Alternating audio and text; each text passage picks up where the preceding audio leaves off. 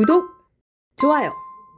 시작하기 전에 좋아요 한번 꾹 눌러주시고 구독 신청하시는 분이 있으면 구독 꾹 눌러주시면 신청해 주시면 큰 힘이 됩니다. 사람들이 많이 보이는 것 같습니다. 곽규택 의원이 그 부분을 좀 아주 파격적으로 강하게 공격을 하네요.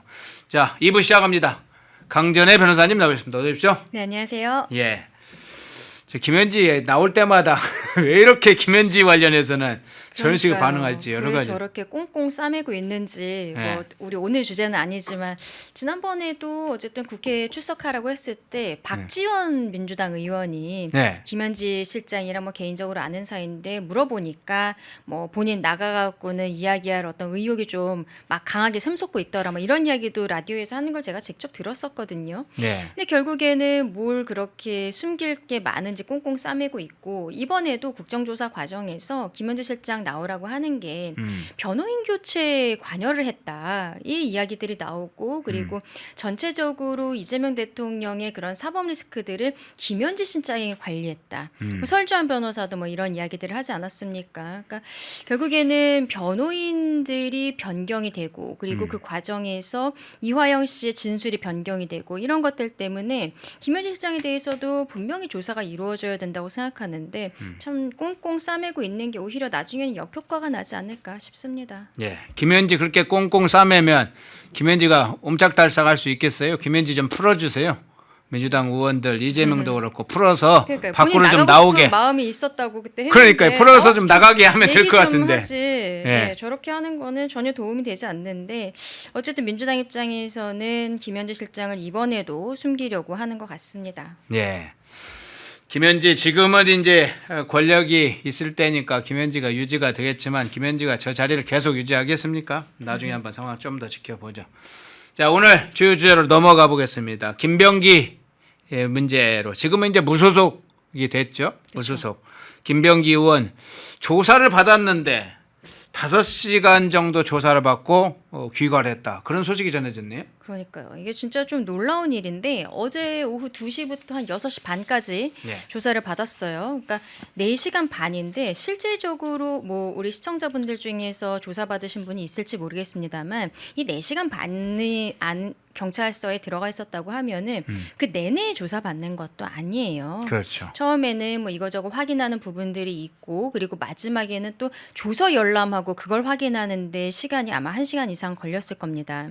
이러한 부분들이 있어서 실질적인 조사는 제가 봤을 때는 뭐 한 2시간 뭐 이 정도 되지 않았을까 싶어요. 근데 이제 김병기 의원에 대해서는 우리가 다 왜 이렇게 수사가 지지부진한 것인가에 대해서 국민적인 분노들이 있음에도 불구하고 경찰에서 어제도 지금 뭐 허리가 안 좋대요. 허리가 안 좋다고 그랬어요? 예, 해서 또 일찍 보내주고 그리고 지난번 조사할 때도 조퇴를 시켜줬단 말이에요. 허리 안 좋다고. 그러면서 그때는 조서에 사인도 안 하고 이랬습니다.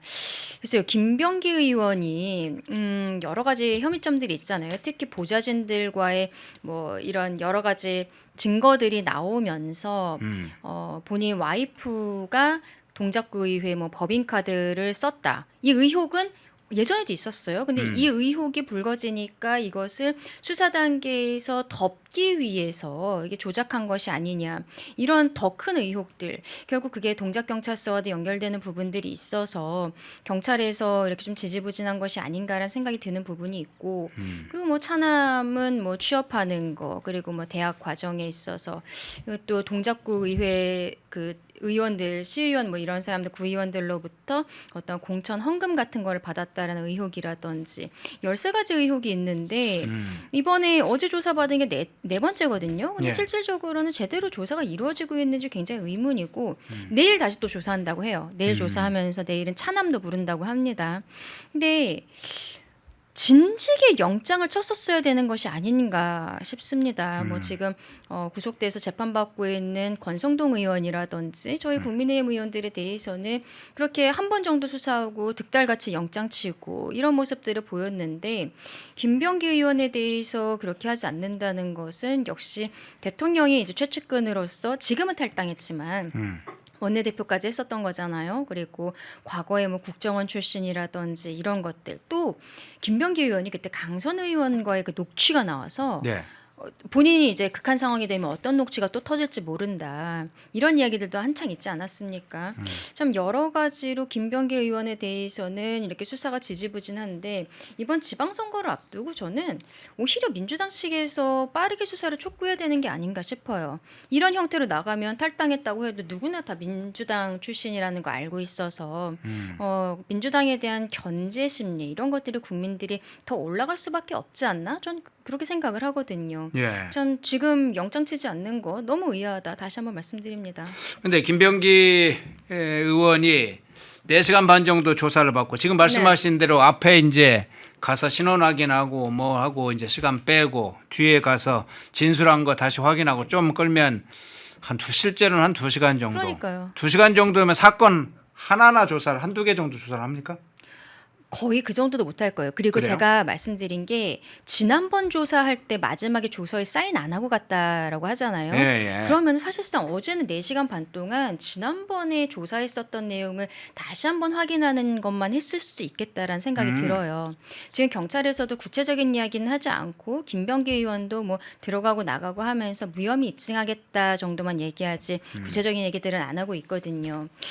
이제 우리 국민들 입장에서는 참 답답할 노릇인데 이게 탄원서 접수된 게 벌써 5개월이 지났습니다. 네. 그리고 강선우 의원 같은 경우에도 지금 구속돼가지고 이제 뭐 재판받게 돼 있는 상황인 거잖아요. 근데 김병기 의원만 이렇게 13가지라는 어마어마한 혐의가 있음에도 불구하고 그러니까 일부에 대해서 수사하고 일부의 그 드러난 것만 가지고서 영장을 청구할 수도 있는 거거든요. 13가지를 모두 혐의를 확인을 하고서는 영장 쳐야 되는 것도 아닌데 지금 이렇게 하는 것은 국민의 눈높이에 맞지 않다. 경찰의 수사력을 넘어서서 좀 객관적인 모습을 보이지 못하고 있다라고 생각합니다. 예.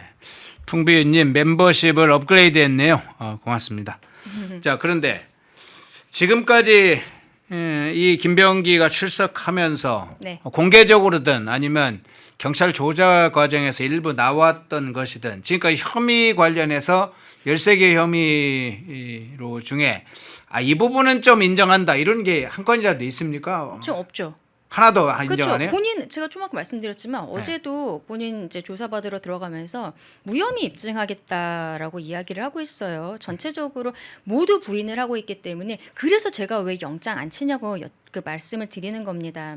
부인을 하고 있고 그리고 부인하는 것과는 달리 지금 나와 있는 증거들이 굉장히 많잖아요. 그리고 보좌관들의 진술도 있고 신용카드 사용 내역이라든지 이런 것들이 구체적으로 드러나고 있음에도 불구하고 부인하고 있는데 영장을 치지 않는 게 이상하다는 거고 지금 뭐 민주당은 사실상 가관이죠. 김병기 의원은 이번 지방선거 출마하는 사람은 아닌데 지방선거 출마하고 있는 뭐 대표적으로 전재수 의원 예. 저희가 통일교 특검 주장하다가 당대표가 단식까지 했습니다만 뭐 관철하지 못해서 지금 거기도 수사가 지지부진한 가운데 처음에는 이제 뭐 큰일 났다 하니까 장관직은 내려놨었잖아요. 의원직은 내려놓지 않고 지금 뭐 부산시장 후보로는 거의 결정이 된 듯한 분위기라는 거죠. 그리고 뭐 송영길 전 대표 같은 경우에도 항소심에서 무죄가 나온 게 돈봉투 사건이 없었다는 게 아니라 절차에 있어서 문제가 있었다라는 거거든요. 1심은 또 유죄가 나왔잖아요. 그럼 이런 것들은 대법원에 가서 한 번 더 판단을 받아야 되는데 검찰이 뭐 상고를 하지 않았습니다. 대법원으로 올리지 않았기 때문에 무죄가 확정이 된 거예요. 어쨌든 판결안에 돈봉투 사건이 없다라고 나온 게 아닌데 마치 모든 것이 조작돼서 본인이 정치적으로 정치검찰로부터 탄압을 받은 것처럼 이런 이미지 메이킹을 하면서 개항을 해 다시 나오겠다고 하잖아요. 저는 정말 이거 상식 바뀌다라고 생각을 하거든요. 네. 어차피 정치를 다시 할 거라고는 예상을 해도 지금 이번 선거에 있어서는 좀 자중하는 모습을 보이는 것이 맞지 않는가 싶은데 전혀 그렇지 않고 있죠. 심지어 이번에 그 배지 잃은 양문석 의원 있잖아요. 양문석 의원은 공천 과정에서부터 여러 잡음들이 있었는데 결국 그때 문제가 됐던 것이 유죄 판단을 받아서 2년 만에 배지 내려놓게 됐는데 글쎄요, 자기 지역구에 대해서 어떤 뭐 소유권을 갖고 있는 건지 자기 지역구에 김용이 왔으면 좋겠다. 이런 얘기를 하고 있어요. 저는 조국혁신당까지 얘기할 필요도 없고 민주당 내에서 이렇게 사법부에 대해서 무력화하고 사법부의 판단에 대해서 본인들의 입맛에 맞지 않는 것에 대해서는 완전히 국민들을 호도하고 있는 것, 여기에 대해서 이번 지방선거 과정에서 정말로 우리가 여당에 대한 견제 심리를 국민들께 끌어올릴 수 있는 지점이라고 생각을 하거든요. 네. 근데 아시겠지만 조금 아까 우리 공관위원장 변경되고 참 당내 상황이 시끄럽지 않습니까? 빨리 우리가 하나가 돼서 이런 부분들에 대해서 국민들께 알려드려야 된다, 이런 생각을 좀 정말 강하게 하고 있습니다. 예. 김병기 수사는 지지분한 정도가 아니라 사실상 이제 스탑돼 있는 걸로 봐야 되겠네요. 그런 상황 먼저 좀 살펴봤고요. 김병기 이야기 나왔으니까 정원호 문제를 한번 잠깐 이야기를 좀 해볼까요? 네. 정원호 민주당 서울시장 예비후보 해외 출장 의혹 문제가 제기됐었죠. 정원호 측에서도 해명한다고 입장을 밝혔는데 의혹이 말끔하게 해소되기는커녕 여전히 그 의혹들이 증폭되고 있습니다. 그렇죠. 예. 이게 그러니까 이제 김재섭 의원이 의혹 제기를 했던 거는 11명이 전체적으로 갔는데 정원호 구청장 측에서 이야기하는 거는, 그러니까 그 중에서 성동구에서 간 사람은 구청장과 그 여직원 2명이었던 거예요. 근데 김재섭 의원은 마치 2명이 간 것처럼 얘기했다, 이렇게 해서 허위사실 공표다라면서 정원호 구청장 측에서 지금 고발을 했다라고 하는데 지금 문제는 그뿐만이 아닌 거죠. 이게 11명이 갔다라고 하는데 처음에 메리다라는 데에서 행사가 있었고 그다음에 칸쿤을 갔다가 오스틴을 갑니다. 근데 칸쿤에 간 이유가 오스틴을 가기 위해서 경유지로서 갔다는 거예요. 근데 칸쿤은 우리가 다 아는 전 세계적인 휴양지고 2박 3일 동안 거기에 있었는데 그 안에서의 일정이라는 것은 그 한국인들 있잖아요. 네. 11명. 이분들끼리 칸쿤에서 회의를 했어요. 근데 메리다에서 칸쿤도 버스로 6시간을 가야 되는 거고, 그리고 2박 3일 동안에 그 한 번 회의를 한 다음에 칸쿤에서 오스틴으로는 다시 또 비행기를 타고 이동을 한 겁니다. 이 정도 되면 우리가 경유지라고 이야기하기는 좀 어렵잖아요. 2박 3일 동안 있었으면 실질적으로는 칸쿤을 가려고 했었던 거지. 그리고 경유지를 무슨 버스를 6시간을 타고 가는 경유지를 선택한다는 것도 굉장히 의아한 거죠. 그러니까 이게 결국에는 정원호 구청장과 그 여직원의 그 2명의 예산 심사 과정에 있어서 그 직원의 성별이 여성이 아니라 남성으로 돼 있었다는 점 굉장히 의아해요. 정원호 네네. 구청장이 해외 출장을 10번은 넘게 갔는데 같이 가는 사람의 성별이 잘못 써 있었던 거는 처음이고, 이거는 우리가 실수하기도 사실은 좀 쉽지 않은 부분이잖아요. 네네. 그리고 제가 조금 아까 방송 들어오기 전에 개혁신당 쪽에서 밝힌 거를 보니까 이 11명 중에 한 명인 것 같은데요. 그때 송파구 의회의 배신정 의원이라는 분도 같이 갔어요. 그랬어요. 네. 근데 지금 정원호 구청장은 칸쿤에서 한국인들 회의했다고 했잖아요. 그리고 그 다음에 이게 경유지고 그 다음에 오스틴을 갔다고 했는데 그게 칸쿤에서의 일정이 공식 일정이 아니었던 것 같다라고 지금 개혁신당에서 얘기하는 게 송파구 의회 배신정 의원 같은 경우에는 메리다에서 일정이 끝나고 한국으로 입국을 한 거죠. 아, 다른 일행들 네. 일부는 네. 그러니까 지금 11명이 같이 갔다라고 이야기한 것도 정원호 구청장 측에서 얘기한 걸 보면은 메리다에서는 11명이 있었을 수 있어요. 근데 칸쿤에 몇 명이 있었는지 그리고 칸쿤에 간 이유가 무엇인지에 대해서는 명확하게 한번 다시 밝혀줘야 되는 거죠. 약간 두루뭉술하게 이야기를 하면서 김재섭 의원에 대해서는 허위사실 공표하고 있다고 지금 고발을 하고 있는데 지금 어제 민주당 쪽에서도 토론회가 있었는데 워낙 예민한 문제다 보니까 여기에 대해서 깊게 들어가지는 않았어요. 앞으로는 지금 보면은 박주민 의원이랑 전현희 의원도 굉장히 좀 눈에 불을 켜고 좀 네거티브를 하고 있는 상황이어서 민주당 내에서도 이 사건이 좀 시끄러워지지 않을까 싶습니다. 예. 일단 한 2-3가지 정도 핵심 쟁점을 살펴보겠습니다. 정원호. 그런데 네. 정원호가 이제 해명하는 것 중에 여성 직원 여성 여직원을 남성으로 표기한 것 관련해서 행정상 단순한 실수였다. 그런데 행정상 단수가 실수가 발생할 수 있을지에 대한 추측은 여러 가지로 할 수 있지만 어쨌든 형식적으로는 허위 공문서가 되는 거 아닙니까?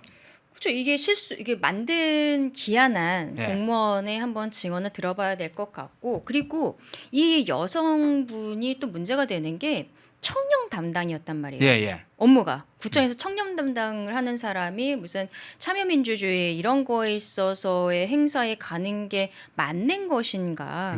뭐 계약직이라는 것을 넘어서 이런 부분들이 좀 의아하다는 거고 그리고 김재섭 의원이 또 문제 제기하는 거는 이 행사를 다녀온 다음에 이분이 다급에서 가급으로 좀 예외적으로 승진이 빠르게 됐다는 거죠. 물론 계속 계약직이기는 합니다만 계약직 내에서도 굉장히 좀 급수가 높은 쪽으로 갑작스럽게 승진이 된 거여서 이 부분도 조금 더 확인이 필요하지 않은가 싶습니다. 결국에는 지금 정원호 구청장 측에서 이 부분을 뭐 입틀막이죠. 고발 조치를 하면서 입틀막을 하고 있지만 앞서 말씀드린 것처럼 민주당 내 경선도 치열하기 때문에 조금 더 드러나는 부분들이 있지 않을까. 그 과정에서 제가 조금 아까 말씀드린 송파구의회 그 배신정 의원 같은 경우에는 칸쿤을 아예 가지 않았는데 네. 이런 부분들 좀 문제가 될 것 같다 싶습니다. 예. 칸쿤에 왜 2박 3일에 갔을까? 누구와 갔을까? 2명만 갔을까? 아니면 그중에 몇 명을 갔을까? 따로 숙박을 했을까? 여러 가지 의혹이 제기될 수 있는데 어쨌든 그렇죠. 근데 이 과정에서 2,800만 원을 썼단 말이에요. 예, 예. 두 명이서 2,800만 원 썼는데 칸쿤이 외유성으로 간 거다. 여기에 뭐 특별히 일정이 뭐 2박 3일 동안에 자기네끼리 한국 사람들끼리 그러니까 그냥 메리다에서 회의하면 되는 거거든요. 메리다 네. 호텔에서 뭐 컨퍼런스룸 하나 빌려갖고 회의하고 그리고 비행기를 찍고서는 찍고 이렇게 비행기 2번 타고서는 오스틴으로 가면 되는 건데 굳이 6시간 동안 버스를 타고 칸쿤을 가고 그 휴양지에서 2박 3일을 지내고 그 와중에 뭐 딱 한 번 한국인끼리 회의를 했다는 거 이거는 외유성이라고 볼 만한 게 충분하다. 전 개인적으로 그렇게 생각이 되는데 아마 이제 뭐 어디 시민단체나 이런 데에서 횡령, 뭐 국고손실 이런 형태로 고발 같은 것이 들어갈 수도 있겠다 싶어요. 근데 그런 거는 이제 나중 문제죠. 왜냐하면 우리가 정원호라는 사람이 갑작스럽게 이렇게 큰 반짝 드러난 거는 이번 지방선거에서 이재명 대통령이 힘을 실어주는 SNS에 글을 올려서 뭐 압도적인 지금 1위가 돼가고 있는 상황이잖아요. 민주당 내에서. 지방선거 끝나고서는 뭐 사실관계 밝혀지면 뭐 하겠습니까? 그 전에 밝혀줘야 되는데 정원호 구청장 측에서는 지금 여기에 대해서 아마 입국닷을 할 것 같고 민주당의 다른 후보들 측에서는 계속적으로 네거티브를 할 것 같다. 근데 민주당은요. 좀 약간 지금 애매한 게 어제도 이 부분을 파지 않은 거는 예전에 그 이낙연 후보가 이재명 후보에 대해서 대선 경선 과정에서 대장동 사건 결국 이낙연 후보가 갖고 온 거잖아요. 네, 네, 네. 그리고 그때 한 0.7% 차이로 졌잖아요. 그러니까 이제 민주당에서는 당내 경선에서 너무 치열해지는 것에 대한 어떤 트라우마 같은 것들을 당원들이 저는 갖고 있다고 생각을 하거든요. 네. 그게 있으니까 박주민 전 의원이 어제 저녁에 그 부분에 대해서는 명확하게 못 물어본 게 아닌가 싶기도 한데 오늘 또 개혁신당에서 새롭게 자료들을 갖고 나왔기 때문에 결국에는 뭐 좀 드러나게 되지 않을까 싶습니다. 예. 자, 이 한두 가지만 더 그러면 좀 살펴보겠습니다. 2023년도에 이 사건이 지금 제기된 거잖아요. 야, 이 사건은 2023년도에 23년 3월에 있었던 일이잖아요. 거죠. 네, 예, 출장을. 그런데 그 이후에 이제 근무를 한동안 이 여직원이 했는데 출장 이후에 보니까 2025년도 새로 이제 채용을 할 때 그렇죠. 다급에서 가급으로 다시 네. 일종의 이제 내부적 형식적으로만 보면 상당히 고속 승진 채용하는 형식이 됐어요. 그러니까 그 부분 아까 제가 말씀드렸던 건데 의아하다는 거예요. 이분이 어떤 관계길래 임기제가 다급이었던 사람이 갑작스럽게 가급으로 다시 채용이 되는 것인가. 이게 뭐 받는 급여라든지 이런 거에 수준이 달라질 수밖에 없는 거잖아요. 예. 정원호 구청장과의 관계 이런 것들이 궁금해질 수밖에 없어요. 처음에 칸쿤 갔을 때도 아까도 말씀드렸습니다만 청년 담당이었단 말이에요. 청년 담당이었는데 이분이 왜 이렇게 된 것인지. 그러니까 저는 임기제란 말이에요. 계약직이기 때문에 어떠한 원래 뭐 과거에 선거 캠프를 막 같이 했다라든지 선거를 도왔다든지 이러한 좀 인적 관계가 있는 분이 구청으로 들어왔었던 것이 아닌가라는 생각이 좀 드는 부분들이 있는데 이것도 결국에는 정원호 구청장 측에서 구체적인 관계에 대해서도 밝혀야 된다라고 생각합니다. 예. 예약을 예약을 미리 했다면 칸쿤을 왜 꼭 예약을 했을까? 뭐 이제 두 가지 변명을 하는 것, 해명을 하는 것 같은데 칸쿤에 간 이유는 그 참여했던 연수단 평가회의를 할 것 때문에 갔다. 또 하나는 아니, 그러니까 경유. 그게 그냥 메리다에서 하면 되잖아요. 그렇죠. 예.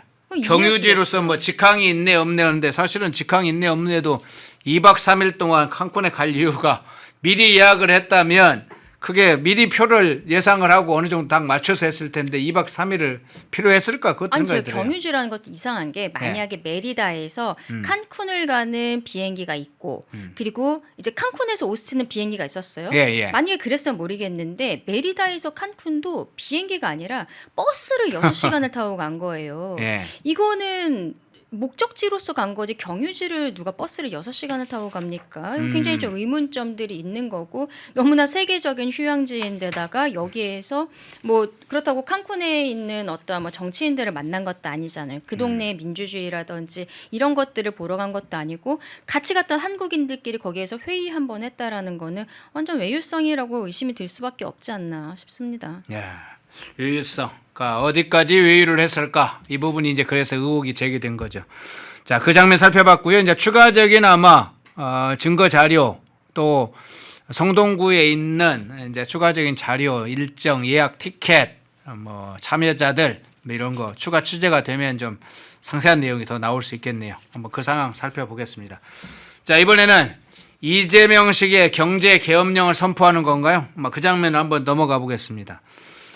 에너지 수급 관련된 문제를 계속 이제 뭐 제기하고 있습니다. 우리나라만 그런 상황은 아닌데 다른 나라도 뭐 일본도 그렇고 주변 국가들, 아시아 국가들 등 비슷하게 이 중동 사태 때문에 에너지 좀 불안정한 사정은 똑같은데 이재명이 어제 이제 긴급재정 경제명령을 쓸 수 있다. 헌법에 있는 것들 한번 쓸 수 있다. 발동할 수 있다. 이런 얘기까지 했습니다. 저는 이거 민주당 패싱이다. 민주당 생각합니다. 패싱이에요? 네. 네. 왜냐하면 네. 지금 국회가 정상적으로 돌아가고 있거든요. 그런데 긴급재정경제명령이라는 거는 33년 전에 이제 김영삼 정부 때 금융실명제 이후로 단 한 번도 발동되지 않았었던 건데 금융실명제 같은 경우에는 많은 사람들이 미리 알고 있으면은 또 문제가 될 수 있으니까 예. 어느 날 아침에 갑자기 대통령이 발표를 하게 된 것이죠. 그 이유가 당연히 모두가 다 이해를 한다고 생각합니다. 근데 지금 같은 경우에는 이란 사태가 좀 장기화가 되고 있고 우리 정부가 어렵다는 거는 뭐 전 국민뿐만이 아니라 전 세계가 마찬가지인 상황인 거예요. 그럼 네. 여기에 대해서 예산적인 문제라든지 그리고 입법적인 뒷받침 이런 것들은 민주당이 지금 보세요. 뭐 사법개혁이네 뭐 검찰개혁이네 하면서 국민의힘과는 별개로 본인들이 계속적으로 법안으로서 처리를 하고 있는데 민주당한테 이야기를 하면은 바로바로 법안이 처리가 될 수 있는 것이죠.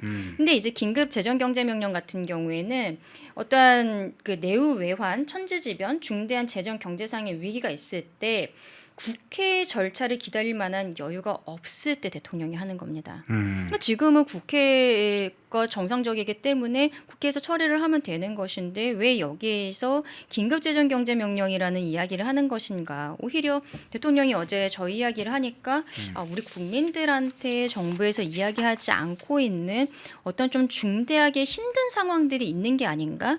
국민들은 또 불안해질 수밖에 없는 거잖아요. 예. 다행히 오늘 새벽에 약간 지금 뭐랄까 이란과 미국 간의 화색이 도는 듯한 모습이 있어서 오늘은 코스피가 좀 오르고 있는 모습을 보이고 있습니다만 또 어떻게 될지 모르는 거죠. 근데 이러한 긴급재정경제명령을 검토한다는 거는 좀 이해할 수가 없다. 국회와의 관계를 대통령이 너무 무시하고 있는 것이 아닌가 좀 그렇게 생각합니다. 예. 자, 긴급 재정경제명령 사실은 이제 경제식으로 하면 비상계엄이죠. 뭐 그런 걸 이제 선포하는 건데 비상계엄을 선포하게 되면 어떻게 되죠? 예.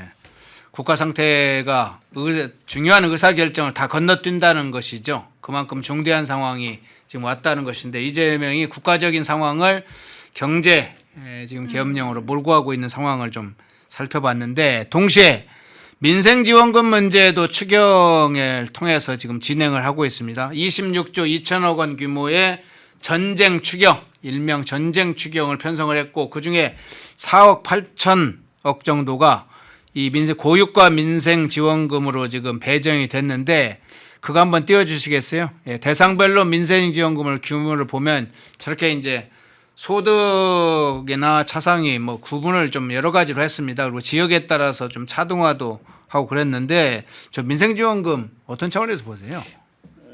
정말 너무 어처구니가 없죠. 그리고 조금 아까 긴급재정경제명령 하겠다라는 것과도 저는 앞뒤가 맞지 않는다 생각합니다.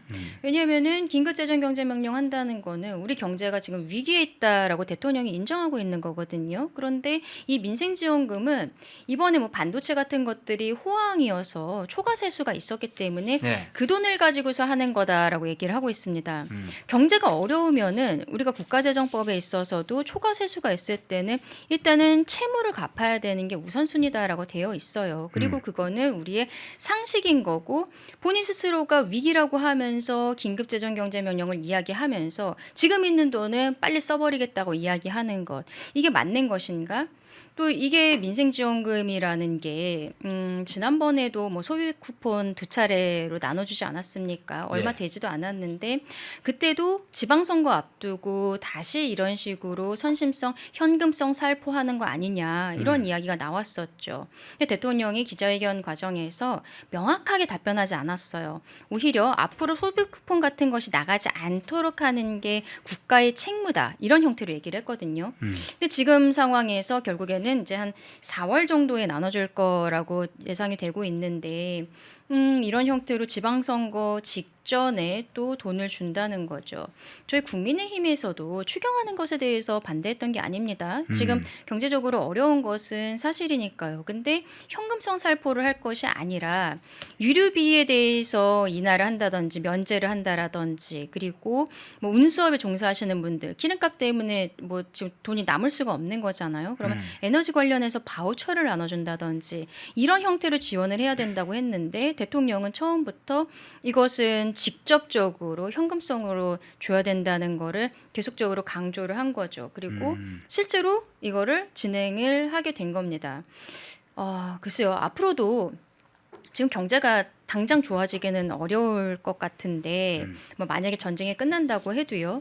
앞으로도 계속적으로 지지율이 떨어질 것 같고 그리고 국민들의 불만의 목소리들이 나오면은 그때마다 추경 등을 통해서 이런 형태의 현금성 살포들이 계속되지 않을까 걱정이 되고 이 부분은 저는 좀 대통령께서 이 민생지원금이 나가게 되는 이유를 국민들께 설명을 할 때 지난번 소비 쿠폰의 효과 경제적 효과에 대해서 먼저 설명을 하는 게 맞지 않았나 싶어요.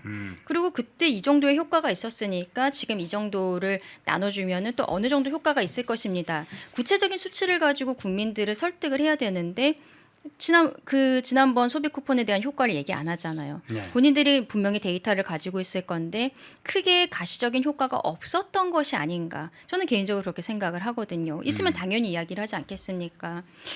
결국 이런 형태로 우리 뒷세대들에게 빚만 남겨주고 있다. 그렇게 생각합니다. 예, 소득하위 70% 3,256만 명. 예.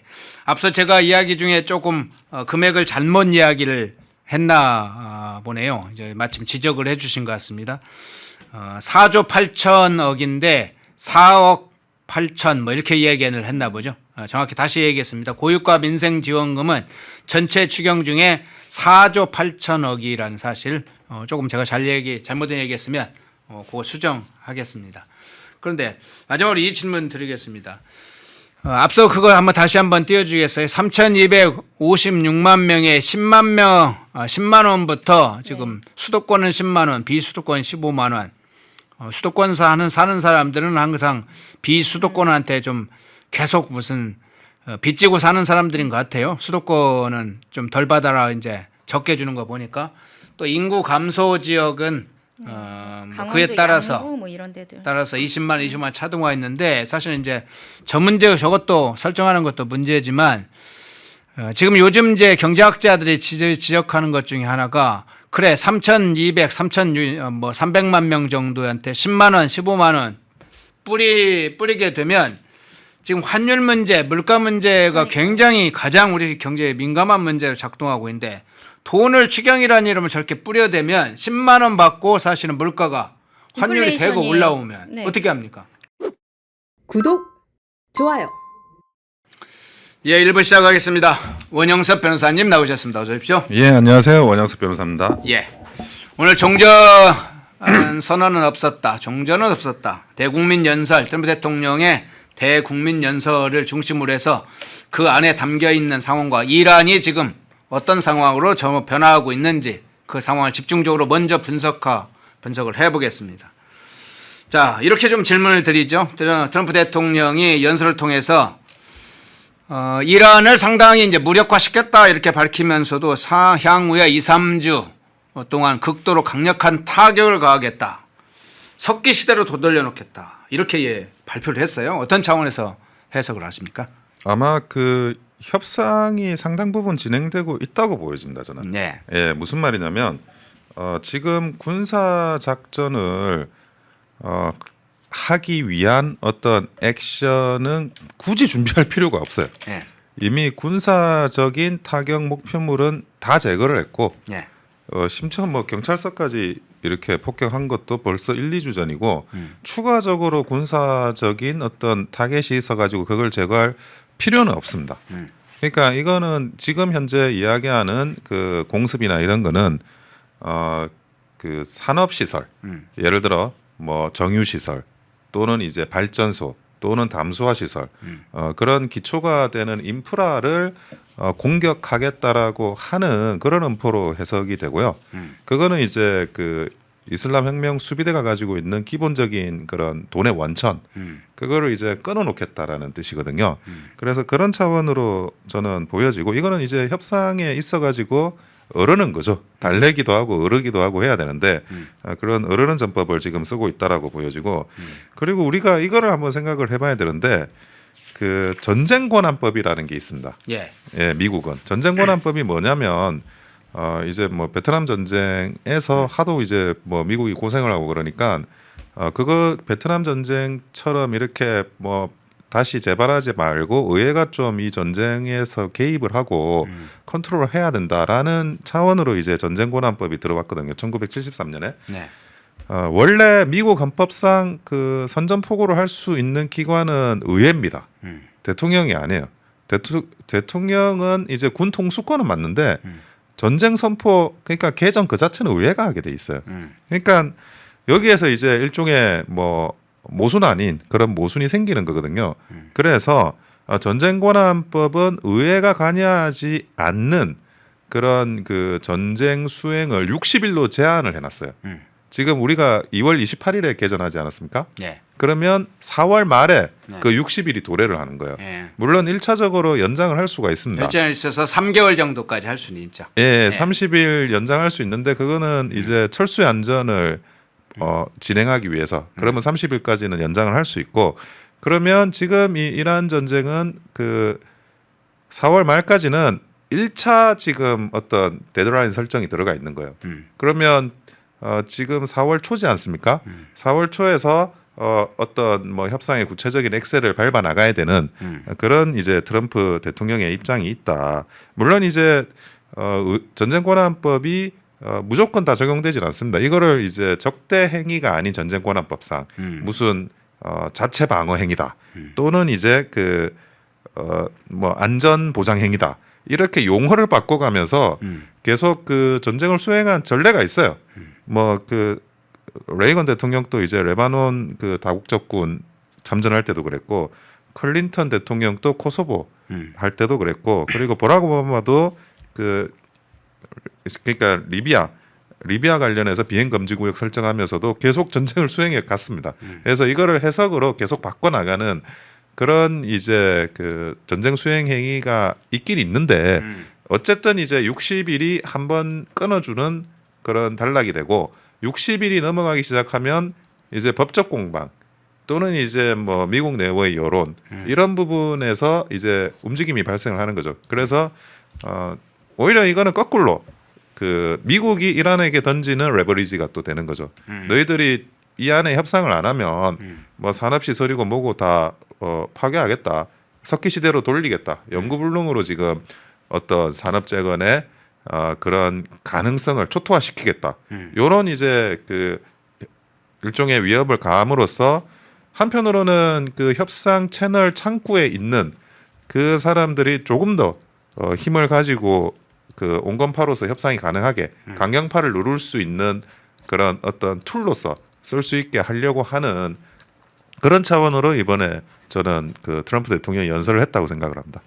한 가지만요. 조금 더 정밀하게 살펴봐야 되는데 우리가 이제 마드르 체포 작전이나 미국 이스라엘 공습 직전만 하더라도 트럼프 대통령은 대개 어떤 엄포만 놓고 그걸 제대로 못한다고 진단했다가 사실은 결과는 그렇지 않았습니다. 예. 실제로 감행을 했어요. 그리고 예. 실제 협상을 중요하게 시도를 계속 하다가 또 한편으로는 군사작전을 계속 준비하다가 실제는 감행하고 협상을 계속 이란과도 협상을 하다가 중요한 지금 전기점이 되고 있다. 합의사항이 일부가 되고 있다 하면서 감행을 했습니다. 그러니까 저는 그 패턴을 좀 중요하게 봐야 된다고 보는데요. 그러니까 단순한 위협용으로 공포용으로만 봐서는 조금 안 된다고 생각을 해요. 실제로 군사작전을 동원해서라도 종전을 미국의 요구를 끌어낼 그럴 작전을 실제로 준비하고 있다는 차원으로 이 문제를 보지 않으면 이제 기존의 패턴과 다른 형태의 패턴을 할 것이다. 이렇게 이제 지금 보기는 어렵고 트럼프 대통령은 본래 그런 패턴이다. 협상과 공격을 동시에 시행하는 패턴이기 때문에 지금의 군 작전도 좀 단순한 위협이라고 보기보다는 실제로 감행할 가능성을 상당히 준비를 하면서 지금 이란을 끌어내는 것도 동시에 하고 있다. 이렇게 봐야 하지 않을까 생각이 들어요. 일부 작전은 하긴 할 것 같아요. 네. 그러니까 무슨 말이냐면 어쨌든 전체의 산업시설을 다 파괴하는 게 아니고 저는 살라미로 갈 거라고 생각을 하거든요. 네. 근데 이제 가장 중요한 그럼 시설 중에 가장 중요한 게 뭐냐? 정유 시설이 파괴당하면 이제 뭐 그 재정적인 부분에 압박을 받는데 네. 가장 중요한 시설은 담수화 시설이에요. 그러니까 남부 해안 호르무즈 해협에 걸쳐져 있는 남부 해안 같은 경우에는 한 80% 식수의 80%를 담수화 시설이 담당을 하고 있습니다.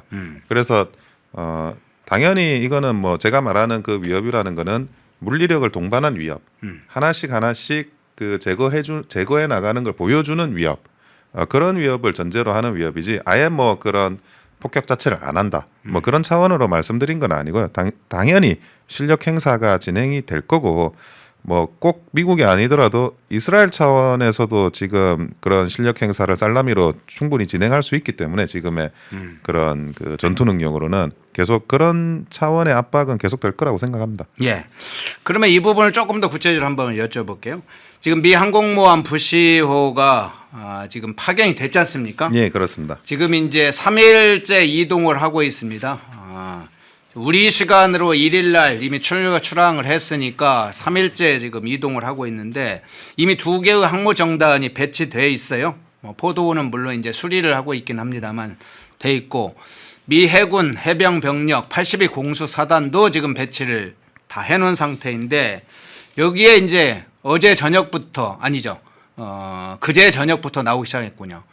새롭게 나온 소식이 A-10 공격기 워트호그라고 불리는 A-10 공격기 시상전에는 거의 필수적으로 쓴다는 8, 90년대 2000년대에 뭐 이라크 전쟁 이런 때 뭐 대대적으로 썼다고 하는 이 A-10 공격기까지도 2배로 늘렸다 뭐 이런 소식까지 들리잖아요. 그러면 실제로 이제 그런 군사작전에 상당한 무게가 돌입하는 그 문제도 한번 보긴 봐야 되겠는데요. 네, 그렇습니다. 지금 현재 투입하고 있는 무기의 성격을 보면 네.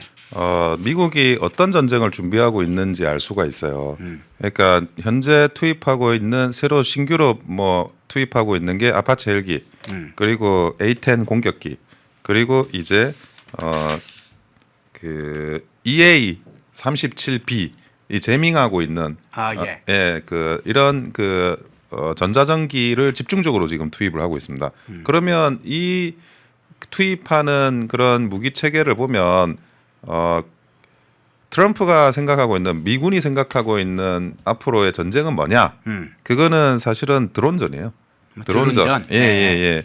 이미 그 아파치 헬기도 드론 그러니까 샤헤드 드론에 대한 그 꽁 잡는 매로 굉장히 그 우수하다라는 게 지금 입증이 됐고 그리고 A10 공격기도 마찬가지입니다. A10 공격기도 뭐 그 지금 현재 그 드론을 잡을 수 있는 저공으로 비행하면서 그리고 이제 뭐 기관총을 쏠 수도 있고 뭐 그런 그 아파치에 준하는 아파치보다 훨씬 더 이제 뭐 빠르게 이동할 수는 있으니까 그래서 그런 드론을 잡는 그런 기능으로 운영될 수 있다는 거.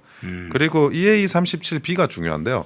EA-37B 같은 경우에는 그 강력한 대드론 장비입니다. 예. 예, 그 드론은 기본적으로 그 드론과 그리고 지상 통제소 사이에 그런 그 전파 신호가 중요하거든요. 예. 그 전파 신호를 끊어버리면 드론이 날아가다가 그냥 땅에 떨어지거나 아니면 다른 어떤 표적으로 향해 가게 돼요. 그리고 아예 그 지금 그 EA-37B 같은 경우에는 드론이 뜨지도 못하게 지상 관측소의 위치를 통제소의 위치가 확인이 되면 드론이 뜨지도 못하게 할 수가 있고요. 예. 또 가장 중요한 기능 중에 또 하나가 군집 드론을 상대를 할 수가 있습니다. 그러니까 EA-37B 같은 경우에는 45,000피트까지 올라가 가지고 자기가 맡은 영역 전체를 제밍을 하는 거예요.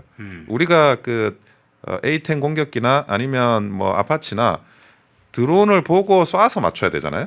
1대1 대응을 해야 되잖아요. 그게 아니라 EA-37B 같은 경우에는 전체 영역에 그 수십 대 드론이 있어도 예. 그 영역만큼은 그 드론을 무력화시키는 겁니다.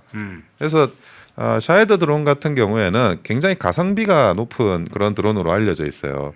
가성비가 높다라는 거는 그 전자기구의 어떤 그 정밀도, 보안성 이런 거는 높지 않다는 거거든요. 싸게 많이 만드는 그런 장비들이니까 그러다 보니까 지금 EA-37B로 충분히 그런 영역 그 대응을 할 수 있다라는 그런 판단이 서 있는 거고 그리고 여기와 관련해 가지고 그 훈련기도 지금 EA-37B 훈련기가 영국으로 갔다는 거지 않습니까? 네. 훈련기라는 거는 결국 그 영국의 그런 그 EA-37B를 조종하거나 통제할 수 있는 그런 사람들한테 일단은 교습을 시키고 다시 그 자원들을 호르무즈 해협으로 투입을 하겠다는 거니까 그래서 지금 미국이 가지고 있는 모든 이런 그 무기의 증파를 생각을 해보면 드론에 지금 맞춰져 있다.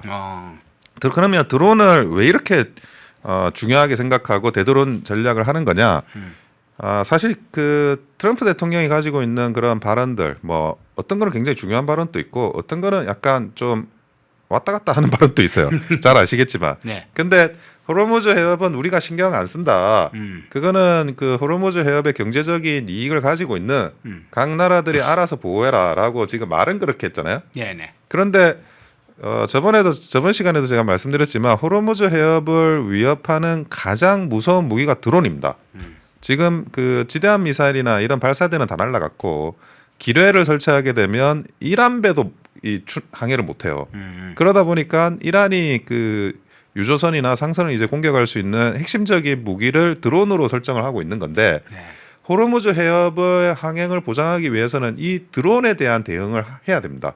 말은 이제 호르무즈 해협 뭐 그 각자가 우리는 뭐 미국 같은 경우에는 사실은 호르무즈 해협에 대한 그 뭐랄까 의존도가 낮으니까 우리는 별로 그 의존도도 낮고 신경 안 쓰는데 니들이 해라라고 말은 하지만 실제로는 호르무즈 해협의 항행의 안전을 어떻게든 확보를 하기 위한 그런 이제 군사적인 그런 작업들 이런 것들을 지금 착착 보완을 하고 있는 거죠. 저 댓글 중에 인피니티 루프라는 사람의 좀 댓글을 차단을 해주세요. 멤버십 가입자를 제정신이 있는 사람이냐고 공격을 모독을 하는 저런 발언들은 차단을 해주십시오. 인피니티 루프. 예. 좀 시청하시면서 좋아요 좀 한 번씩 눌러주시면 좋겠습니다. 자, 조금 트럼프 대통령 발언 중에 이 부분을 한번 좀 넘어가 보겠습니다. 예. 이란 지도부들에 대해서도 이야기를 했어요. 트럼프 대통령이 이렇게 이야기합니다. 이란의 새로운 그룹은 덜 급진적이고 훨씬 더 이성적이다. 만약 이 기간 동안 합의가 이루어지지 않는다면 이란의 발전 시설 하나를 매우 강력하게 동시다발적으로 타격할 것이다 이렇게 경고를 했는데 저는 이제 앞에 부분에 좀 주목해서 여쭤보고 싶은데 이란의 새로운 그룹 덜 급진적이고 훨씬 더 이성적이다 이런 지금 이제 주목받는 인물들 하면 이란 대통령 그리고 이제 국회의장인 갈리바프 뭐 이런 인물들인데 협상 파트너로 인정 충분히 할 만하다 뭐 그런 사인인가요?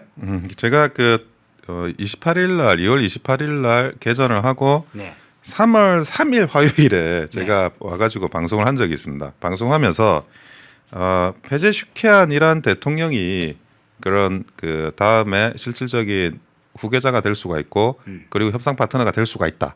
이런 이제 이야기를 한 게 있는데 네. 그대로 지금 가고 있어요. 예, 지금 페제슈키안 대통령 같은 경우에는 기본적으로 온건파로 분류가 돼 있고 그리고 하버드에서 공부를 했습니다.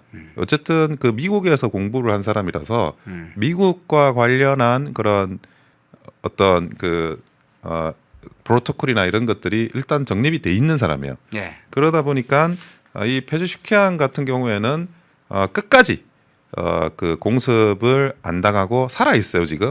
제가 볼 때는 페제슈키안 옆에 있는 사람들은 참 운이 좋은 사람들입니다. 예, 그래서 그게 지금 또 여러 지금 언론에 페제슈키안 대통령하고 사실상 협상을 하고 있다라는 게 외신을 통해서 지금 말이 나오고 있거든요. 예. 뭐 파키스탄이나 뭐 이런 제3국 통해 가지고도 진행을 하고 있고. 그래서 지금 페제슈키안 대통령이 이란의 그런 온건파 협상 파트너다. 네. 페제슈키안 대통령도 뭐 어쨌든 그 지금 정권 내부 사람이지 않습니까? 그리고 그 트럼프 대통령이 한 이야기가 있는데 그 아까 이제 우리 원장님도 말씀하셨지만 왔다 갔다 하는 말도 있고 그 안에 흘러가는 이야기처럼 뼈를 담아서 이야기하는 게 있어요. 네. 근데 3월 4일 날 그 이란의 차기 지도자에 대해서 언급을 한 적이 있습니다. 누구냐면 그게 정권 내부에서 나와야 된다라는 거예요. 근데 지금 현재 이란 대통령이 페제슈키안 대통령이 정권 내부에서 나오는 실질적인 그런 권력자가 되는 거잖아요. 네. 그러면 처음부터 트럼프 대통령이 그리고 있었던 구상에 이 페제슈키안이 들어가 있었다고 저는 보여져요. 예, 그리고 지금 이제 이야기를 하는데 이런 게 있습니다. 페제슈키안은 협상을 하려고 하는 온건파예요. 네. 하지만 강경파도 당연히 있습니다. 그렇죠. 결사항전 해야 된다라고 실제로 생각하는 사람들도 있어요. 네. 그리고 새로운 그런 뭐 친미 정권이라든지 아니면 그런 어쨌든 뭐 그 정권은 동일하더라도 친미국 성향의 그런 사람들로 교체가 된다 그러면 실세들이 자기한테 불리하다고 생각하는 사람들도 당연히 있습니다. 그런 사람들은 이제 강경파로서 막 그 드론도 날리고 뭐 미사일도 쏘고 뭐 그런 것들을 할 거예요. 자, 그러면 이 페제슈키안이라는 사람은 어떤 사람이냐? 페제슈키안은 미국이 가지고 있는 고장난 리모컨이에요. 네. 예. 미국이 페제슈키안을 통해서 이런 거 하자라고 하는데 이 페제슈키안이 그럼 한번 검토해 보겠다라고 말을 한들 그게 작동이 안 된다고요, 이란에. 네. 예, 고장난 리모컨. 그러면 미국이 이 고장난 리모컨을 버리는 게 하나의 방법이고 작동되는 리모컨을 한번 찾아가 볼까가 방법. 두 가지는 이 고장난 리모컨을 수리하는 게 또 하나의 방법이에요. 그러네요. 예. 근데 지금 이제 벌써 뭐 한 달이 넘게 지금 이 이란이 전쟁이 진행이 되고 있고 페제슈키안 대통령이 아직 살아 있는거나 그 전에 이제 많은 대화가 오고 갔을 거라고 추측된다는 점을 고려를 하면 페제슈키안이라는 고장난 리모컨을 버리는 건 미국의 솔루션이 없어요. 그러니까 그러면 고장난 리모컨을 수리해야 돼. 그러면 미국이 이 고장난 리모컨을 수리하는 방법이 뭐가 있을까? 그건 딱 하나밖에 없어요. 페제슈키안의 의견에 반대하는 강경파를 제거하는 거예요. 그래서 최근에도 이제 뭐 이란 함대의 사령관 호르무즈 해협을 이제 관장하고 있는 이란 함대 사령관을 공습으로 이제 사망시켰죠. 네. 예, 그런 것처럼 누군가가 페제슈키안의 그런 노선하고 반대로 가는 강경파가 있으면 그 사람들을 하나 제거를 해 나갈 거예요. 그래서 결국 이 고장난 리모컨을 작동되는 리모컨으로 교체를 하는 교체가 아니라 이제 수리를 하는 거죠. 근데 그 시간이 수리해졌어요. 델시 예. 로드리게스처럼. 예, 예. 그 시간이 지금 멀지 않았다라는 생각이 들고요. 결국 이제 그 트럼프가 그동안 발언을 했던거나 그리고 모사드가 새로 이렇게 임명되는 고위급에 대해서 전화 공격하고 있지 않습니까? 당신 와이프하고 뭐 딸이 어디 가가지고 뭐 쇼핑했다더라 당신이 이러면서 무슨 일을 하는지 다 알고 있어. 다 알고 있다라는 뭐 이런 거죠. 예, 그 강력한 전화 공격 때문에 예. 한 발 한 발 뭐 조여가는 건 분명한 사실이라고 보여집니다. 예.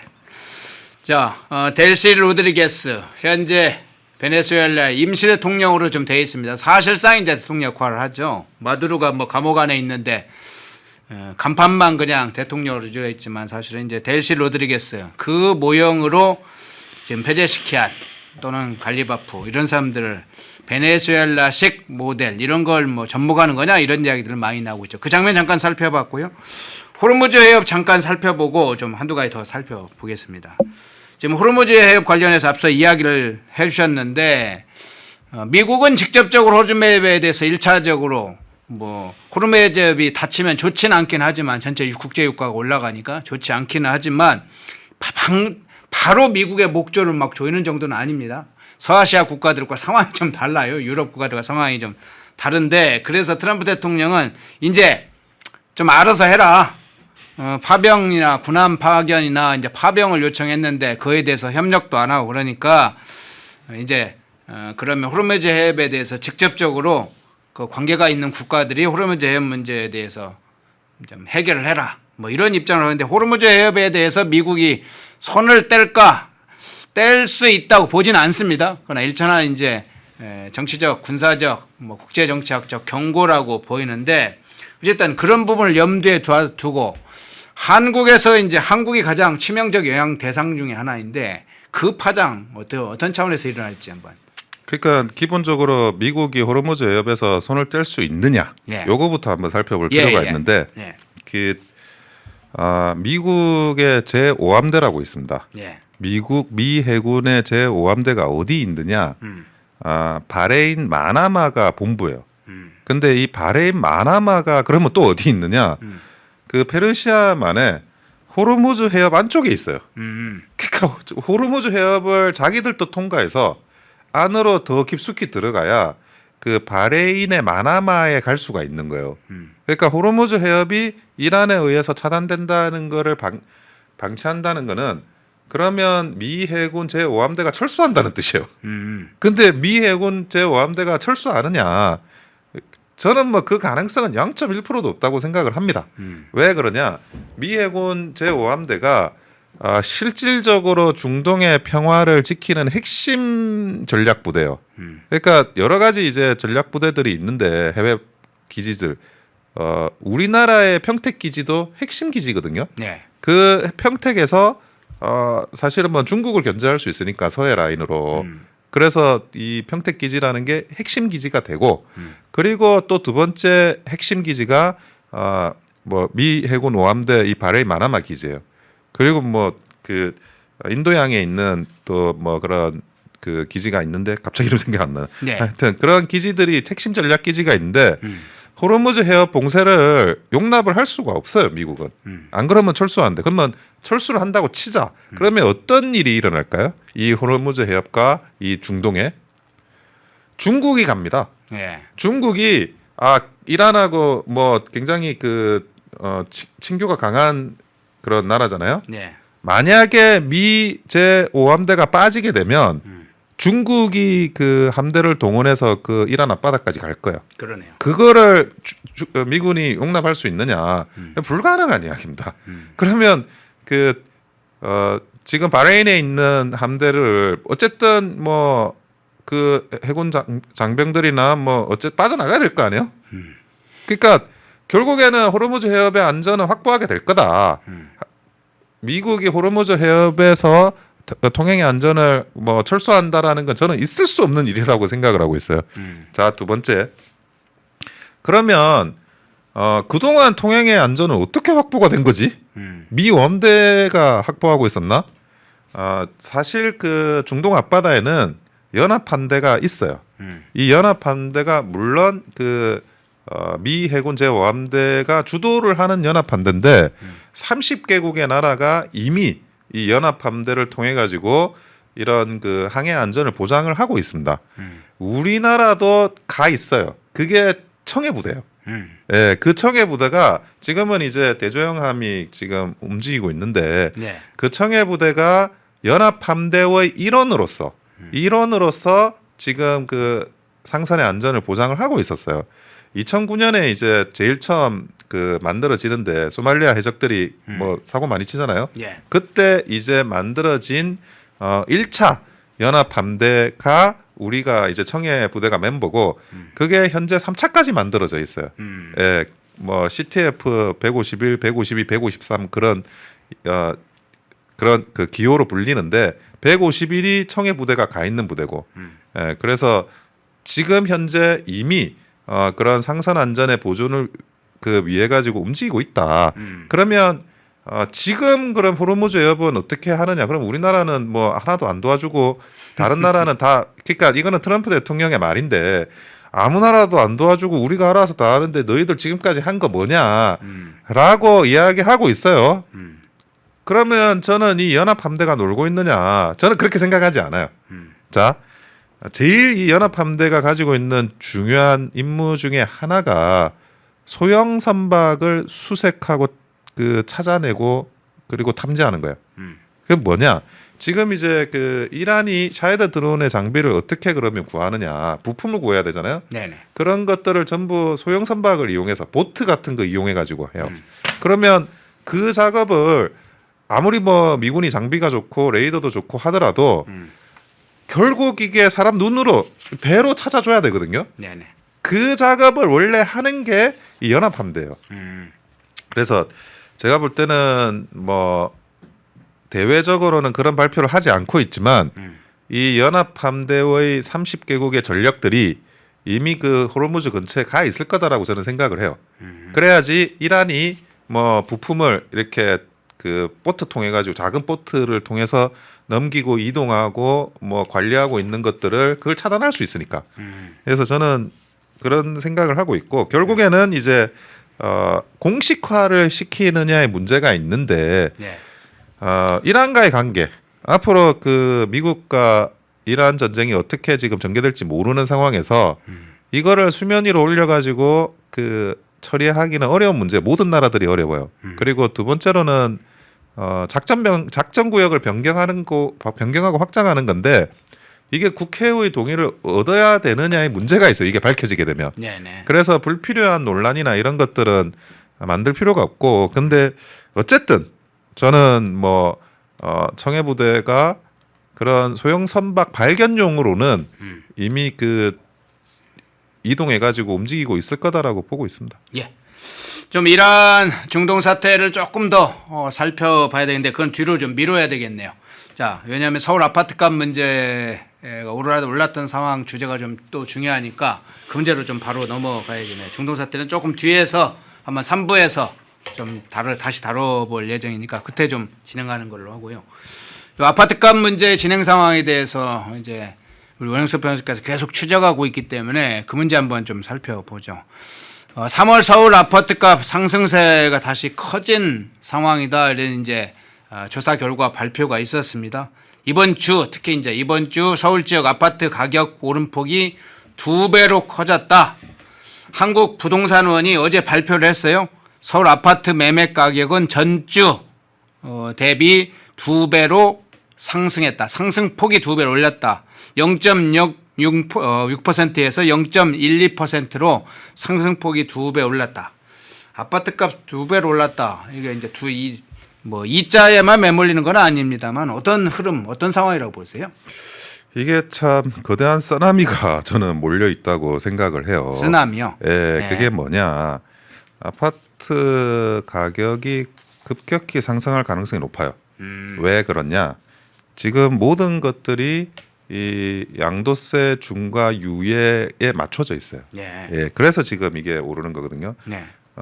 지금 그게 5월 9일입니다. 5월 10일부터는 이제 양도세 중과가 일어나는데 그렇죠. 양도세 중과는 이제 기본 세율에 기본 세율 같은 경우에는 뭐 6에서 45% 사이가 기본 세율이에요. 부동산 양도소득세.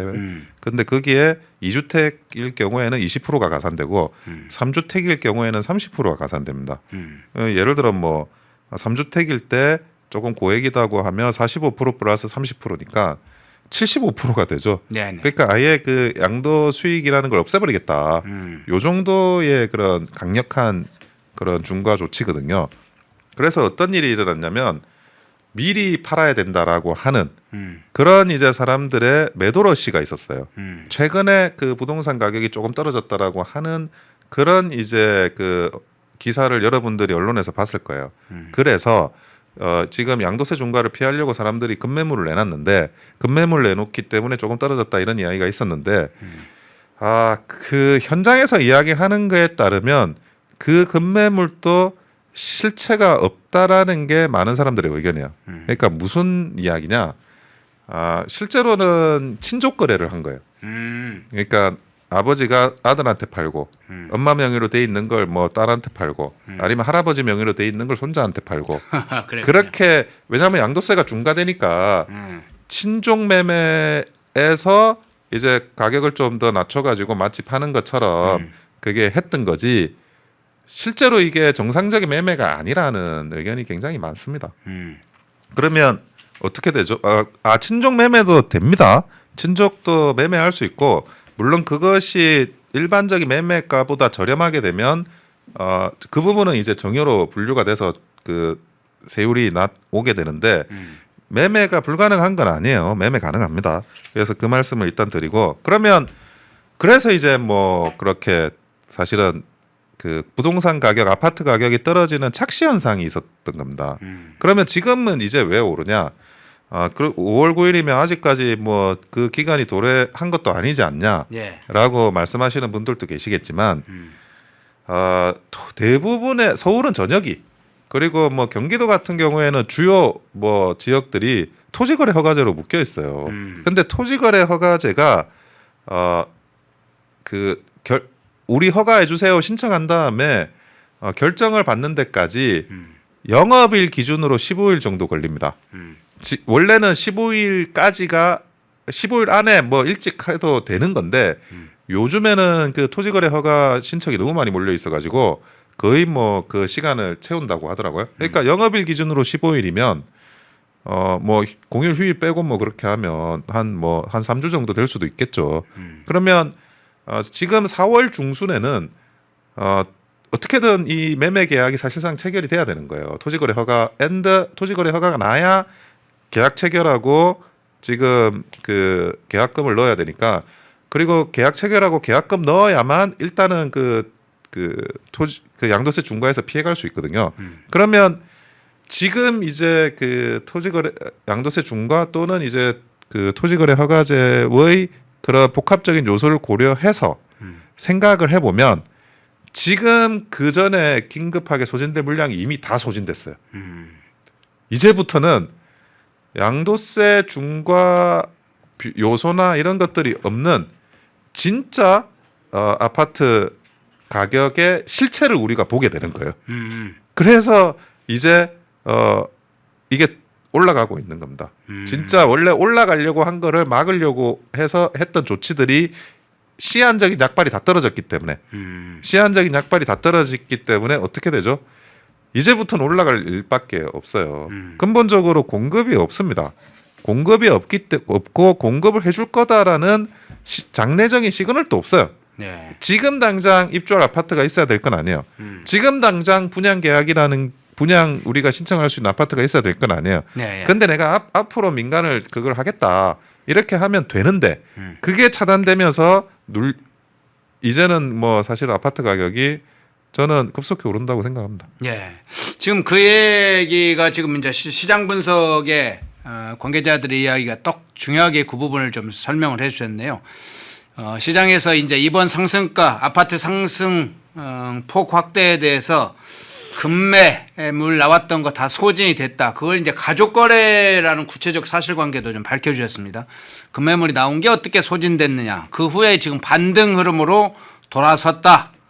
특히나 이제 15억 이하의 매물들, 아파트 가격들이 지금 많이 이제 상승하고 있다고 알려졌는데 일부 단지에서 이제 가격을 낮춘 매물이 소화되고 나니까 매도자들이 본격적으로 다시 가격을 조정하면서 상승 거래가 이어지고 있다. 이런 얘기도 좀 나와요. 그래서 그렇습니다. 이제, 지금 예. 15억부터는 이제 그 이상 되면 대출이 급속히 제한을 받지 않습니까? 예. 그래서 15억 이하 아파트들이 빠르게 15억으로 수렴되고 있는 현상이 일어나고 있는데 그거는 일종의 풍선 효과죠.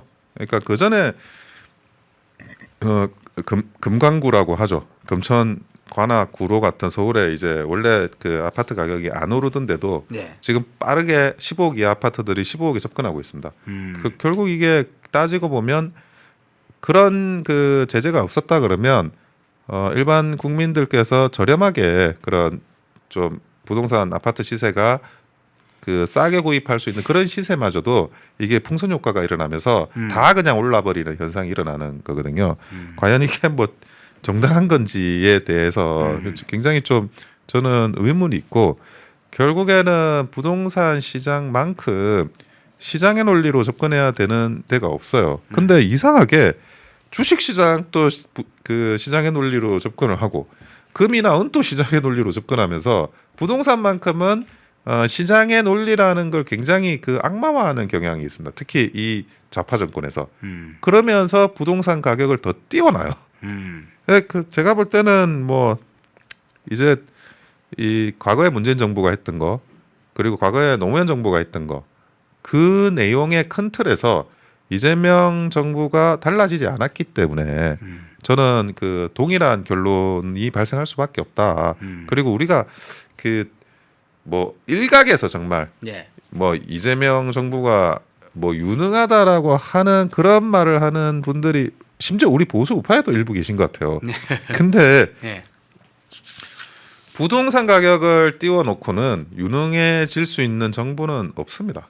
그런 정부는 존재하지 않아요. 뭘 유능하게 할 수 있는지, 뭘 성과를 낼 수가 있는지 저는 뭐 한번 지켜보시자고. 절대 그럴 수는 없습니다. 그러면 지금 마지막 말씀으로 이렇게 마지막 질문을 좀 드릴게요.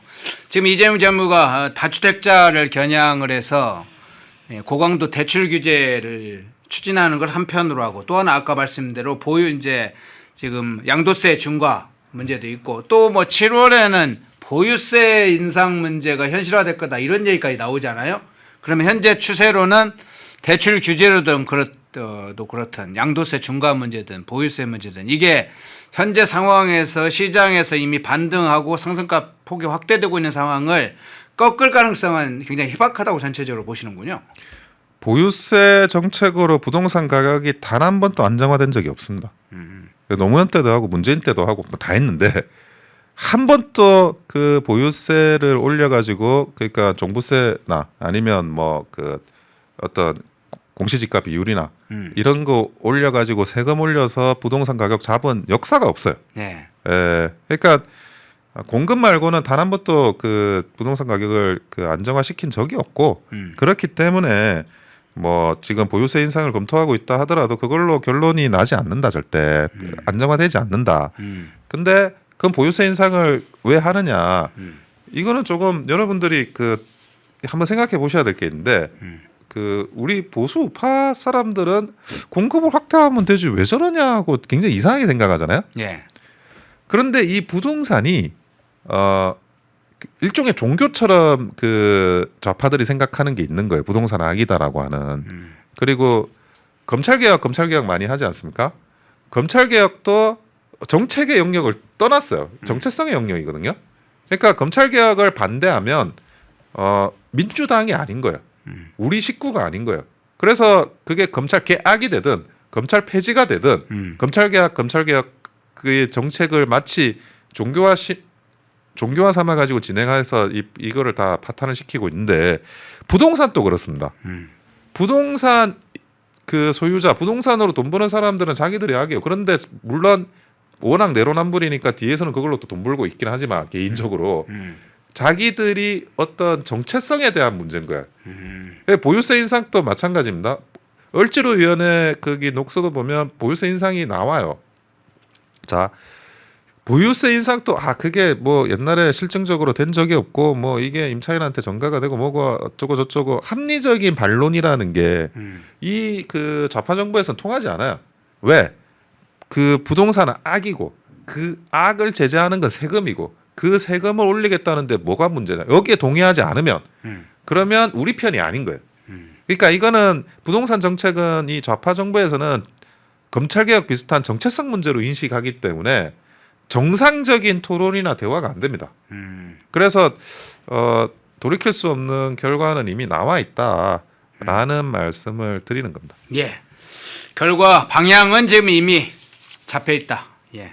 오늘 이란 사태, 트럼프 대통령의 대국민 연설 이후에 이란의 중동 사태 어떻게 진행될지, 그리고 서울 아파트값 지금 이번 주에 한국 부동산의 발표로 확인된 아파트값 상승폭, 오름폭이 2배로 올랐다. 그 장면, 그 안에 담긴 내용 한번 살펴봤습니다. 일부 인터넷 바꿔야 되는데 어떡할 거야? 다 똑같은데 아무 데서나 바꿔. 인터넷 아무 데서나 바꾸지 마. 제대로 찾아봤어야지. 어디서 바꿔야 되는데? 비교원이 답이었어. 인터넷을 바꾸시려는 분들에게 좋은 인터넷 업체 소개해드리겠습니다. 비교원이라는 업체입니다. 현금 혜택은 올리고 인터넷 요금은 내려간다고 합니다. 인터넷 TV 신규 가입 시 최대 48만 원, 휴대폰 최대 50만 원, 정수기 렌탈 시 최대 30만 원으로 최대 128만 원 혜택을 받을 수 있습니다. 인터넷 가입과 동시에 사용하시던 휴대폰 그대로 통신사만 변경해도 30만 원 혜택을 받으실 수 있습니다. 안전문제 관련해서 이 업체 8억 이상의 보증보험도 가입되어 있어 믿을 수 있고요. 23년간 보안사고가 한 건도 없다고 합니다. 또 본인 가입 후에 지인도 가입하면 최대 4만 원 이마트 모바일 상품권을 횟수에 상관없이 무제한 제공한다고 하네요. 화면에 보이시죠? 1670-2571로 연락하셔서 상담 받아보시거나 네이버에 비교원 검색 후 문의 남겨주시면 전화드린다고 합니다. 팁 드립니다.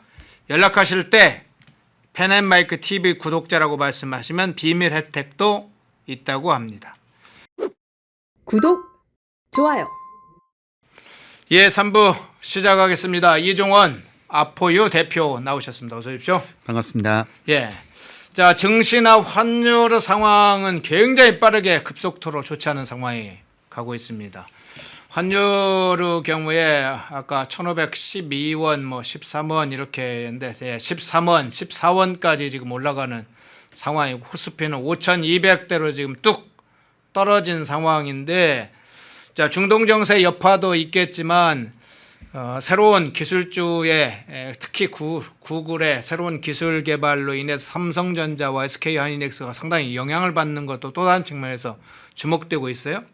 그런데 이 환율이나 주식시장, 이 코스피 증시 상황은 좋지 않은데 부동산 시장은 어떨지 한번 오늘 그 부분도 좀 관심 대상이에요. 전반적으로 다 안 좋겠지. 뭐 나프타나 제조업 상황까지도 안 좋은데 부동산 시장은 어떨지 그 부분을 오늘 이제 이종원 대표하고 좀 이야기를 해볼 텐데 이 질문부터 좀 그래서 해볼게요. 방금 얘기했던 것처럼 이란 전쟁이 뭐 초기에 시작할 때 4주, 6주만 좀 더 길어질 걸로 지금 예정을 하고 있습니다. 4월 중말까지 대략 8주, 시작 시점으로 8주. 그리고 최종적으로는 의회가 한 3개월 정도의 어떤 승인 어떤 범위가 있기 때문에 최대치로 간다면 5월 말까지 예정될 걸로 보이는데 그 상관없이 기간과 이제 연동되어 있는 부분과 상관없이 증시는 상당히 안 좋은데 부동산도 비슷하게 타격을 받고 있습니까? 상황이 어때요? 예, 일단 부동산 시장도 지금 상황은 분명히 좋지 않은 부분이 있습니다. 지금 글로벌 증시와 관련돼서 거시경제 부분을 말씀을 해주셨는데요. 지금 현재 상당히 우려되는 부분이 바로 달러 인덱스입니다. 예. 지금 달러 인덱스가 100을 지난주 금요일에 넘어섰는데요. 지금 또 달러 인덱스가 100.3을 찍고 있습니다. 오늘도 달러 인덱스가 지금 올라가고 있는데 이 달러 인덱스가 올라간다는 부분은 바로 글로벌 경기 침체를 의미하는 부분입니다. 물론 주식하시는 분들은 대체적으로 달러 인덱스의 중요성에 대해서는 아실 거예요. 미국에서 투자자들이 더 이상 달러를 갖다가 다른 나라에 환전을 해가지고 투자를 해줘야 되는데 그 행위를 하지를 않고 오히려 다른 국가들에 들어가 있는 돈을 갖다가 회수한다는 거죠. 달러로. 그러면서 달러 인덱스가 100을 넘는다는 것은 글로벌 경기 침체를 의미하는 부분이고요. 그런데 이 달러 인덱스가 이번 이란 전쟁을 통해서 중간에 몇 번씩 100을 갖다가 살짝 터치하고 내려오는 구간은 있었으나 이틀 연속 달러 인덱스가 100을 넘은 부분은 지금 현재 이란 전쟁 이후 처음이다. 그리고 이런 달러 인덱스의 중요성은 사실 지난 윤석열 대통령 계엄 때 계엄 시점 그 당시 좌파들은 지금 윤석열 계엄 때문에 지금 환율이 이 날리고 또한 주가 시장이 날아갔다라고 그렇게 이야기하시는 분이 있는데 그 당시 달러 인덱스가 105에서 110 사이를 왔다 갔다 할 때예요. 그러니까 원래 글로벌 이러한 상황, 해외의 글로벌 거시경제 상황은 달러 인덱스로 결정이 되는데 지금 달러 인덱스가 상당히 좋지 못하다. 그런데 여기서 플러스 알파, 이제 달러 인덱스가 이제 미치는 영향은 환율에 영향을 미치죠. 지금 환율이 지금 방금 봤을 때 1,511원에서 1,513원 안팎을 갖다가 오가고 있는데 이건 지난주 금요일까지고요. 이러한 환율이라는 부분이 결국은 또 시중에 압박을 주면서 물가 상승을 만들어낼 수밖에 없는 부분으로 작용되겠죠. 지금 물가 상승 1,510원? 사실상 아직은 우리나라 물가는 1,500원대가 반영되지 않은 시점입니다. 물가 상승은 항상 우리가 무역을 할 때 계약금을 지불하고 그리고 나서 물건이 선적돼서 우리나라에 와가지고 우리 소비자 밥상 물가로 올라오는 시점은 한 2, 3개월 정도 격차가 걸려요. 그래서 지금 물가 상승이 아직 본격화된 구간은 아니고요. 지금 이제 며칠 전 1,500원대를 돌파한 환율에 대한 물가는 이제 2, 3개월 후에 우리 밥상 물가로 올라올 것으로 보입니다. 자, 그러면 이제 움직여야 되는 부분, 사실은 여기다 플러스 알파를 말씀드리게 되면은 우리나라 국채 금리가, 한국은행 10년 만기 국채 금리가 올해 초반까지만 하더라도, 이거 PPT 좀 잠깐 혹시 다음 장인가요? 올해 초반까지만 하더라도 한국은행 국채 금리가 10년 만기물 기준으로 해서 3.4%대였습니다. 자, 그런데 지금 현재 3.91%, 지난주 금요일 기준 3.91% 기준이고요. 지금 방금 전에 봤을 때는 3.93%. 지금 10년 만기 국채 금리까지 올라가고 있는 상황이다 보니까 이러한 부분이 지금 시중에 대출 금리를 상당히 급등시킨 부분이 있었습니다. 올해 초반까지만 해도 시중은행 주담대 금리가요 3.5%대에서 6% 후반대까지 6% 중반 후반까지 나왔었는데 지금 시중은행 주담대 금리가 4.4%에서 7%까지 올라가 있는 상황이죠. 자, 그런데 여기서 이제 문제점은 지금 여전히 앞서 말씀드렸다시피 달러 인덱스가 100을 초월하고 이러한 부분은 우리나라의 환율에도 분명히 악영향을 미치고요. 그런데 여기서 문제점은 앞으로도 금리가 더 올라간다는 겁니다. 금리가 더 올라가면 올라갈수록 부동산을 매수하려는 사람들 입장에서는 부담이 될 수밖에 없고요. 이러한 부분들이 부동산 시장에도 상당히 악영향을 미칠 것으로 보여지고요. 금리는 앞으로도 더 올라갈 가능성이 매우 농후하다고 보고 있습니다. 예, 그러면 이제 부동산 시장 흐름을 실제 좀 봐야 될 것 같은데 앞서 이제 전쟁의 파고가 이제 증시 영향이라든가 이런 것들과 관련해서 또 금리 부분하고 좀 이야기를 먼저 해주셨는데 부동산 시장의 흐름, 그러면 전쟁의 파장이 실제로 영향을 미치고 있는지 그 부분은 어떤 상황입니까? 실질적으로 저는 이번 3월의 거래량 서울 기준으로 해서 서울의 3월 거래량 예측을 갖다가 한 1만 건 정도까지도 터져 나올 수 있는 장세다라고 보고 있었습니다만 확실히 이란 전쟁의 영향이 전혀 없진 않았다. 지금 현재 예측되는 수준은 5천 서울의 거래량 지금까지 실거래 집계된 부분 가지고 추정을 해보자면은 약 5천 건에서 6천 건 사이. 5,000건에서 6,000건 사이에서 거래가 마무리될 것으로 보여지는데요. 이게 사실 지금 이벤트가 있어요. 부동산 시장에서 아주 거대한 이벤트가 있는 것이 다주택자가 임차인 느낌 물건 매수 허용이 일시적으로 풀어준 구간이라는 것을 감안하게 되면은 사실 지금 그 이벤트 대비해서는 거래량이 뭐 썩 그렇게까지는 올라오지 않고 있는 것으로 보여지는 대목입니다. 저는 이 PPT는 이 다음 주제에서 말씀을 드릴게요. 예. 그런데 약간은 좀 의외라고 물론 이제 볼 수도 있는 상황이 있는데 이란 전쟁에도 불구하고 최근 은행에서 실제 대출 금리 뭐 인상 부분이 좀 부분적으로 있는데 서울의 평균 거래량보다 높은 수준을 예측하고 계신다는 점에서는 조금 놀랍기도 한데 어떤 차원에서 그런 예측을 합니까? 자, 일단 지금 이제 PPT 띄워주신 내용을 보시게 되면요. 이게 네. 정말 재밌는 일이 벌어졌습니다. 지금 현재 1월, 2월 강남 상구의 거래량이 썩 좋지 못했던 것이 지금 3월 들어서 지금 강남, 서초, 송파 모두 다 거래량이 지금 증가 추세에 있습니다. 그래서 강남 상구의 거래량과 노원구의 거래량을 서로 비교해 보게 되면요. 지금 차트에서 보시다시피 1월 달만 해도 노원구의 거래량을 넘지 못했었고요. 2월 달도 넘지 못했었는데 3월에는 지금 3월 이게 집계가 3월 말일까지 전부 다 집계된 게 아닙니다. 1월은 말일까지 다 집계가 된 거고요. 근데 3월은 지금 26일까지만 집계됐는데도 벌써 강남 상구의 거래량이 1000건을 넘어서 버렸습니다. 지금 이게 전부 다 집계 안 된 것을 감안하고 또 월말이 되면은 또 토지거래 허가 신청이 좀 몰린다라고 해요. 그러면은 지금 이 부분을 감안하게 되면은 이것보다 훨씬 더 많이 늘어날 것으로 보이고요. 지금 거래량이 확실히 1, 2월보다 늘어나는 추세가 분명하게 감지가 되고 있다는 부분이죠. 그렇군요. 자, 그러면 이제 어떻게 이제 이런 상황이 오는지도 한번 살펴봐야 될 텐데 금리는 사실은 더 오르고 있고 경기 침체의 공포도 커진 시점이고 4월 위기설도 나오고 그런데 실제로 왜 이런 일이 벌어지고 있는 것이라고 보세요? 지금 현재 여기에 대해서는 세 가지로 나눠서 볼 수가 있을 것 같습니다. 예. 뭐 첫 번째, 두 번째보다 마지막이 가장 중요하긴 한데 먼저 일단 첫 번째 부분을 말씀드리자면요. 임대낌 물량에 한시적 거래 허용이라는 이벤트가 작용되었다는 부분. 그러니까 과거에는 갭 투자, 소위 말하는 갭 투자가 불가능했었죠. 실거주 의무, 토지거래 허가구역으로 묶여있는 지역 내에서 갭 투자가 불가능했었는데 이걸 한시적으로 다주택자의 매도 기회를 줌으로 인해서 갭 투자가 가능하다. 그런데 앞으로 지금 이 부분과 관련돼 가지고도 지금 아니면은 집을 살 기회가 영원히 없을 수도 있다라는 위기감에 지금 그러한 투자 물건들이 몰리는 부분들이 좀 있다라고 봐야 되는 부분이 있고요. 그리고 방금 1월, 2월에 약간 거래량이 위축된 부분이 있었잖아요. 강남 상구를 중심으로 해서 이게 사실은 부동산 시장에는 6월의 법칙이라는 게 있습니다.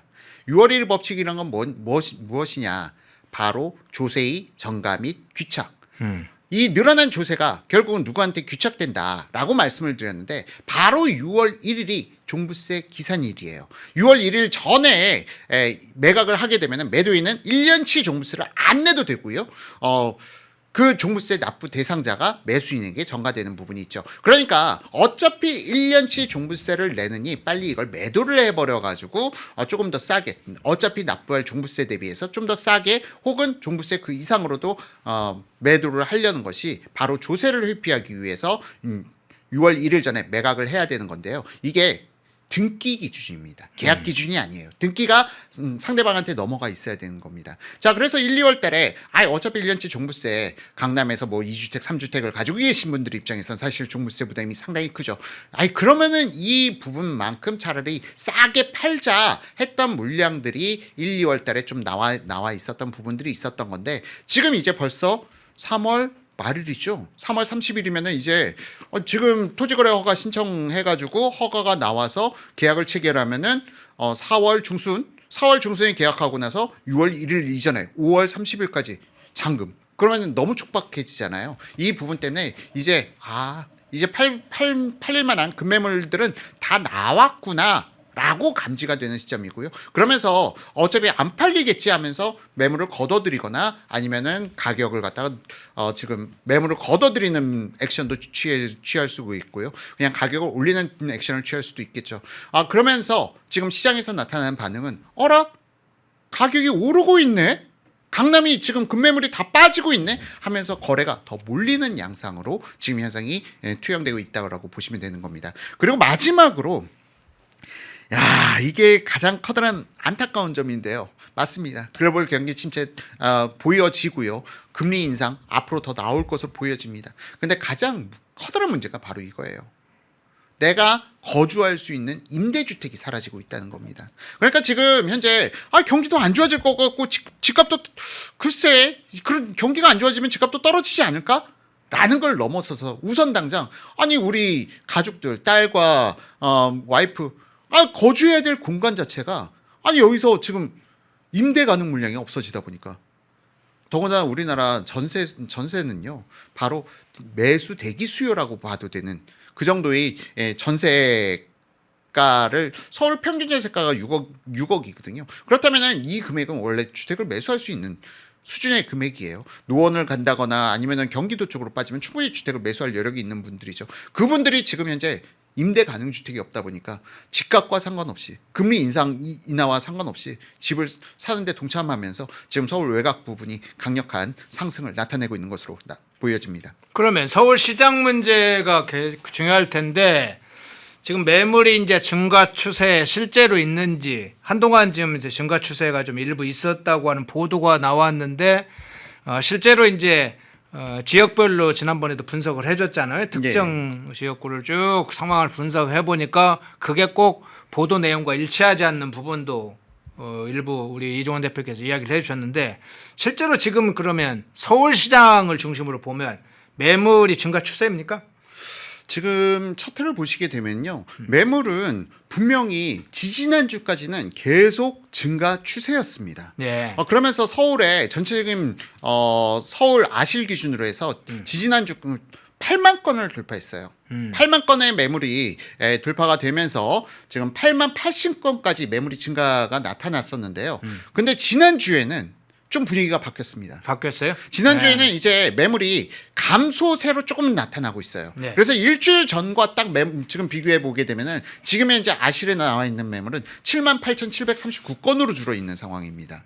자, 이런 측면에서 보게 된다면은 지금 이제 더 이상 나올 매물은 거의 다 나왔다. 지금 이 부분이 2월 이후에 처음 있는 일이거든요. 일주일 전 대비해서 매물이 감소됐던 것은 지금 2월 이후에 거의 처음으로 나오는 일인데요. 이러한 상황이 이제 시장에 나올 매물은 다 나왔고 더 이상 지금 이제 거래가 이루어지면서 매물 감수세가 이어지는 부분으로 나타나지 않을까 생각이 듭니다. 특히 5월 9일 바로 다주택자 매물 한시적으로 종료되는 부분, 한시적으로 거래 허용을 허용해줬던 부분이 마무리되는 시점에 가까워지면은 다시 매물은 급감으로 전환될 여지도 지금 배제할 수가 없을 것으로 보입니다. 예. 자, 지난번에 이제 제가 귀담아 들은 것들 중에 하나가 3월 말 4월 초 정도면 매물이 다 그때까지 정도만 쏟아져 나오고 그 이후는 상황이 바뀔 거다 이렇게 이 대표가 이야기를 해 주셨어요.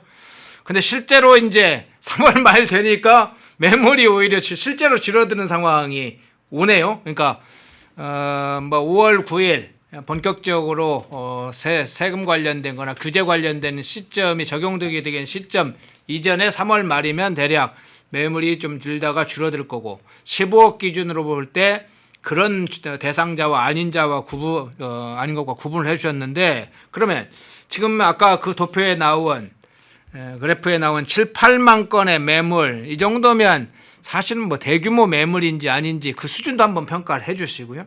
작년 어떤 시점과 우리 이제 경제적으로도 동기 대비 뭐 이런 거 해주지 않습니까? 네. 작년 동기대 시점과 비교해 보면 실제로는 어떻습니까? 지금 또 이 차트를 보시게 되면요. 네. 상당히 재미있습니다. 자, 지금 현재 매물은 정말 많이 늘어났습니다. 1월 말 대비해서 매물은 2만 1,000건이 늘어나 있는 상황이죠. 자, 그런데 전체 양을 봤더니 지금 현재 3월 28일 현재 기준입니다. 3월 29일 현재 기준인데 밑에 오타가 좀 있네요. 3월 29일 현재 기준으로 봤을 때 지금 2026년에 총 매물은 78,739건이지만 바로 동기 2024년 3월 26일 기준으로 82,000건의 매물이 있었고요. 2025년 3월 29일 기준으로 해서는 88,000건의 매물이 있었습니다. 88,890건이네요. 자, 그러면은 지금 보게 되면은 사실 지금 현재 매물이 늘어나고 있다, 난리가 났다 하고 일부 언론사에서 호도를 하고 있지만 실제 매물은 2024년이나 2025년 동기 대비해서 많은 것 결코 많지가 않고요. 2025년 기준으로 하면 10,000건이 오히려 줄었네요. 그렇죠. 네. 지금 그런 상황입니다. 그런데 여기서 마침 2025년을 잘 짚어주셨는데요. 네. 2025년에 이재명 정부 들어서 6.27 대책을 발표하지 않았습니까? 음. 왜 6.27 대책을 발표했죠? 바로 주택 가격이 급등이 나와서. 그러니까 지금 2025년 3월 28일이니까 이 매물 가지고도 주택 시장은 급등이 나왔다는 반증이기도 합니다. 그래서 지금 봤을 때 2026년에 지금 3월 29일에 매물이 많은 것이냐라는 부분에 대해서는 아니다. 결코 매물이 많은 것은 아니지만 지금 매도인의 컨디션에 따라서 금매가 조금은 나올 가능성, 여지가 있다 뿐이지 지금 이게 결코 많은 매물은 아니다라는 것을 보여주는 대목입니다. 네. 실제 차트 양상에도 상당히 나타나네요. 전세 매물이나 월세 매물이 전년 동기 대비해 보면 상당히 심각할 정도로 많이 줄었네요. 10,000건 정도가 감소를 했는데 전세 매물 문제도 상당히 중요할 것 같아요. 지금 매매 시장을 중심으로 이야기를 하고 있는데 월세 이제 매물의 경우에도 지난 동기 대비해 3,000건 이상 감소한 것으로 이렇게 대략 보이는데 자금의 이제 부동산 시장을 좀 자극하는 부분 다른 요인도 좀 있습니까? 이런 여러 가지 매물 어떤 상황의 변동폭을 보면 지금 매물이 이 부분은 정말 좀 상당히 당혹스러운 구간입니다. 지금 한번 화면을 좀 크게 띄워주시면요. 예. 이 전세 매물과 관련돼 가지고 지금 2026년 3월 29일 현재 전세 가능 매물이 16,550건인데요. 네. 바로 지금 앵커님께서 말씀해주신 구간과 비교를 해보게 되면은 2024년과 2025년 동기 대비해서 1만 건 이상이 줄어 있는 상황입니다. 그리고 이렇게까지 매물이 감소했던 시기는 지난 노무현 정부 때. 문재인 정부 때 매물이 그 당시 임대차 3법을 발의하면서 그 당시 매물이 감소했던 부분과 거의 유사한 수준까지 매물이 떨어졌고요. 여기서 16,000건대 밑으로 떨어진 경우는 아마도 제 기억에는 없었던 것으로 생각이 되는데 16,000건대 밑으로도 지금 깨져나갈 가능성도 배제할 수 없는 구간이라고 보여집니다. 그리고 전년 대비해서는 정말 1만 건 이상의 매물이 지금 감소되어 있는 상황이고요. 그런데 이러한 상황이 나타나게 되면 월세라도 증가해야 돼요. 지난 문재인 정부 때 임대차 3법을 입안하면서 실행에 옮겼을 때 그 당시에 월세 매물은 그나마 좀 증가했었거든요. 그런데 문제는 지금 월세 매물마저도 정확하게 지금 보시고 짚어주셨는데 상당히 좋지 못한 상황입니다. 월세 매물도 3,000건 이상 감소했고요. 그러다 보니까 지금 임차인 입장에서는 앞서 말씀드린 것과 똑같습니다. 지금 거시경제 안 좋아질 게 뻔하게 보여요. 금리 올라갈 거 뻔하게 보입니다. 그런데 지금 임차를 얻을 수 있는 주택 자체가 없는 거예요. 그러다 보니까 이분들은 지금 울며 겨자 먹기로 금리 더 올라갈 것 같은데 경제 더 안 좋아질 것 같은데 그러면서도 집을 살 수밖에 없는 그냥 쫓겨나면서 집을 사는 분위기가 지금 이 차트를 통해서도 분명하게 나타나고 있다고 보여집니다. 예. 지금 매물 시장의 여러 가지 동태를 봤습니다. 매매나 전세나 월세 시장이 여러 가지로 한동안 좀 추가 증가 추세를 보이다가 지금 하락하는 전년 대기 동기보다는 오히려 지금 나온 매물이 급감하는 이런 상황을 보고 있는데요.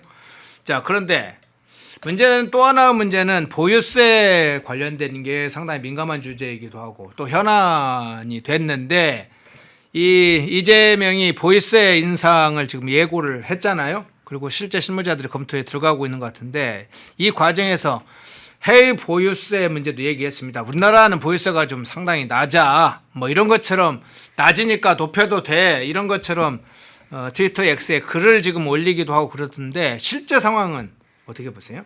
정말 이 대통령이 트위터 X에 지난주에 올렸던 이 내용과 관련돼 가지고는 정말 너무 깜짝 놀랐습니다. 아니 아무리 선동을 해도 이렇게까지 선동을 할 수가 있을까 싶어가지고 사실 이 내용을 갖다가 제가 직접 계산을 해봤습니다. 네. 지금 직접 계산을 해봤더니 그 결과가 뉴욕과 도쿄와 그리고 서울의 보유세를 계산해 봤는데 이 계산 조건은 이렇습니다. 지금 일단 3주택자 기준으로 해서 바로 10년 전에 6억에 세 채를 샀다. 그런데 그러면 총 합쳐서 18억이죠. 이 부분을 갖다가 10년이 지난 현재 주택 가격이 3배가 올라서 18억짜리 세 채가 되었다. 예. 그래서 지금은 54억이다라고 가정을 잡고 하나의 이제 그 샘플을 잡았군요. 예. 이 기준으로 해서 보유세 계산을 해봤더니 정말 놀라운 결과가 나왔습니다.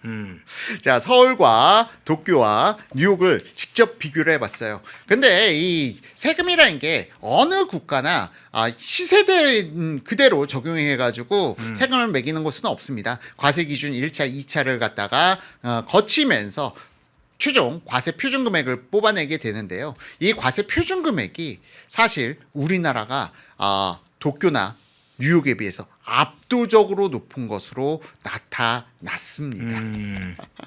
자, 지금 이게 과세 표준 금액과 관련돼서 우리나라는 공시가를 적용해서 네. 이러한 과세 표준 금액을 산출을 하게 됩니다. 네. 공시가에다가 공정시장 가액 비율을 곱해서 최종 과세 표준 금액이 나오게 되는데요. 사실 여기서 도쿄 같은 경우가 평가액이라고 해가지고 우리나라 공시가와 좀 비슷한 개념이 있더군요. 그런데 도쿄의 주택 과세 기준을 뽑아내는 기준은요. 그렇게 해서 평가액을 갖다 곱한 이후에 우리나라는 공정시장가액 비율을 갖다가 60%를 적용한다고 하면은 도쿄 같은 경우에는 토지가액의 6분의 1 수준밖에 과세 표준 금액으로 적용하지 않습니다. 그러다 보니까 거의 우리나라는 60%를 적용하는 것이 얘네들은 거의 한 15% 수준, 17, 8% 수준까지 낮춰주면서 과세 표준 금액이 상당히 줄어드는 부분이 발생돼요. 게다가 여기서 더 놀라운 점은 뉴욕입니다. 뉴욕 같은 경우는요, 보유세가 비쌉니다. 인정합니다. 하지만 매수를 오래전에 했다라고 하면은 현재 가격 전혀 상관없습니다. 최초 매수가 대비해서 캡을 적용된 부분에 적용을 받아가지고 현재 가격은 전혀 상관이 없고요. 매년 6% 이내, 어세시 밸류 6% 이내에서만 이 평가 금액이 올라갈 수 있기 때문에 현재 가격과 상관없이 보유세를 납부할 수가 있어서 상당히 과세 표준 금액이 낮아지는 부분이 있고요. 또한 우리나라는 앞서 말씀드렸다시피 공정시장가액 비율 대비 60%를 적용하는데 뉴욕 같은 경우는 이러한 캡을 적용한 금액 대비해서 약 6%만 적용합니다. 10분의 1 가격이죠. 그러다 보니까 상당히 뉴욕은 지금 현재 가격에 구애받을 필요가 없는 거고요. 예를 들어서 내가 20년 전에 주택을 매수했다라고 한다면은 상당히 이 부분 역시도 훨씬 더 낮아지는 겁니다. 보유세가. 그러니까 뉴욕은 재밌는 부분이 지금 당장 주택을 매수해가지고 보유세를 내려면 너무너무 비싸게 느껴지겠지만 이게 장기적으로 누적돼서 한 20년 전에 거주하셨던 분들은 오히려 보유세가 기하급수적으로 낮아지는 이러한 부분을 만들어내게 되는 것이죠. 그런데 이거는 우리나라에서는 이런 말도 안 되는 보유세를 납부를 하고 있기 때문에 사람들이 여기에 대해서 문제의식을 못 느끼는 건데 지금 오히려 뉴욕이 맞는 보유세죠. 왜냐?